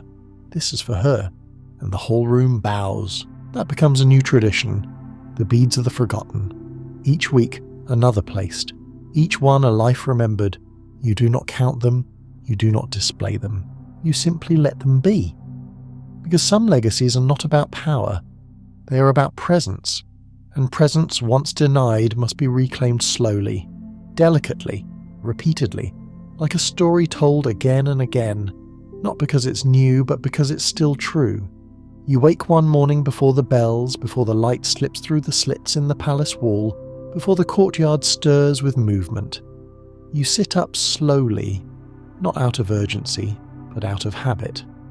It's quieter now than it's ever been, and yet something inside you knows a chapter is ending. Not in fire or fury, no exile, no death sentence, no coup or poisoning, just time. Time has done what no blade could do. It has softened the edges of betrayal, not erasing them, but sanding them down to something the kingdom can live with. And that may be the most remarkable transformation of all, but the wounds remain. You feel them like old weather injuries predicting shifts in the air, and today the air has changed. Because today the twins leave.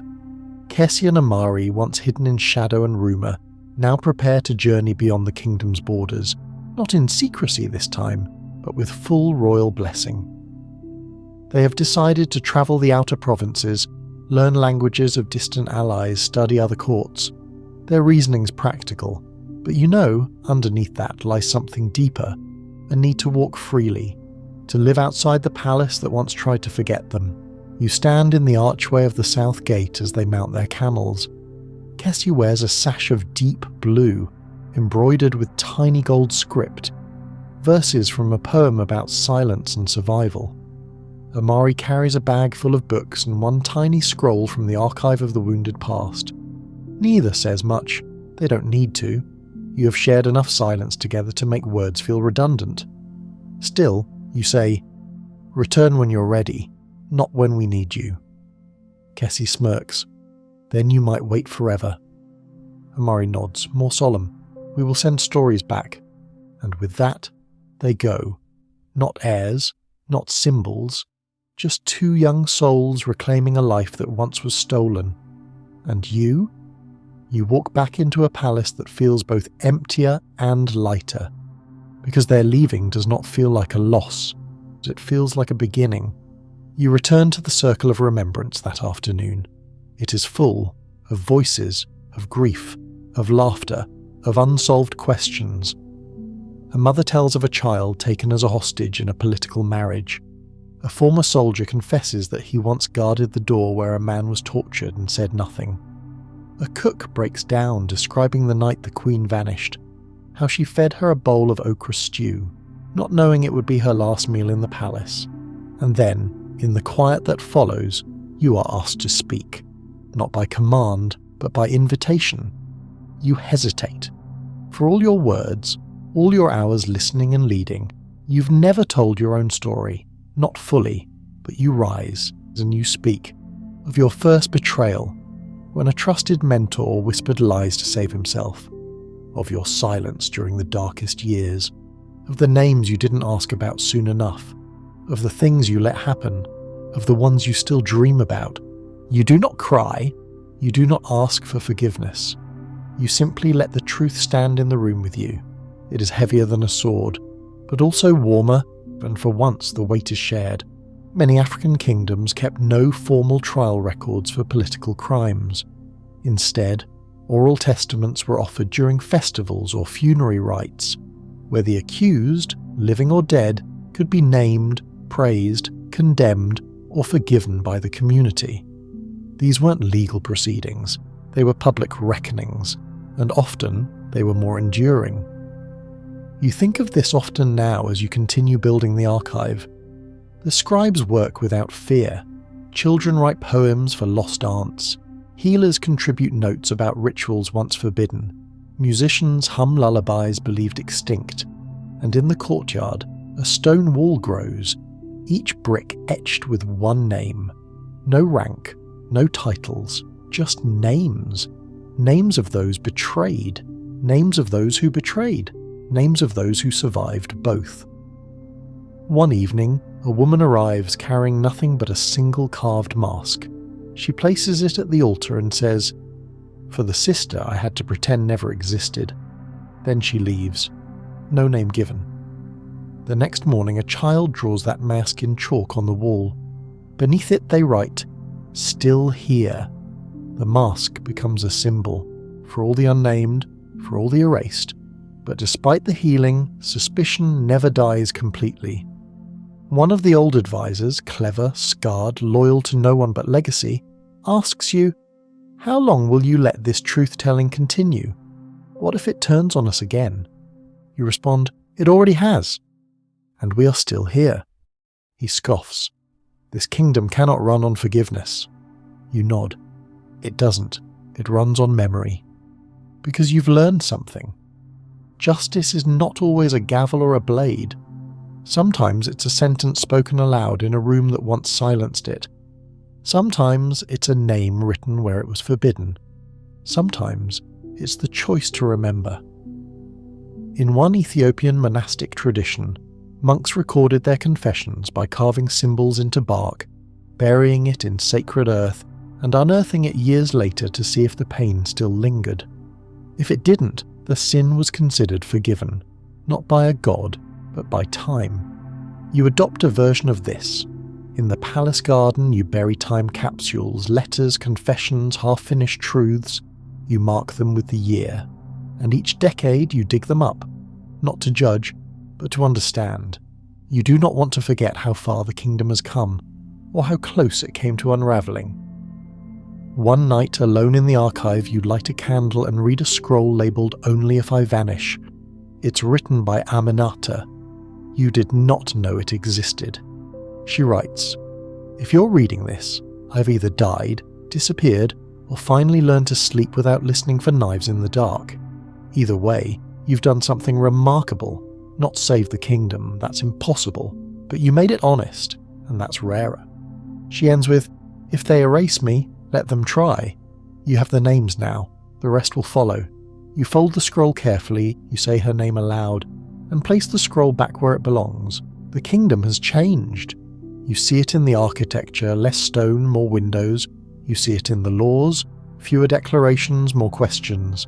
You see it in the people, still wounded but walking upright. Some will say the kingdom healed. You know better, it remembers, and that is enough. So now you breathe slower. The night has settled, soft as woven cotton. You lie back on the imagined stone floors of a kingdom that once trembled under betrayal, and now hums gently with the memory of names once buried. The flickering torches of the palace dim in your mind's eye. You picture the quiet archive, the scrolls resting, the ink dried, the benches empty.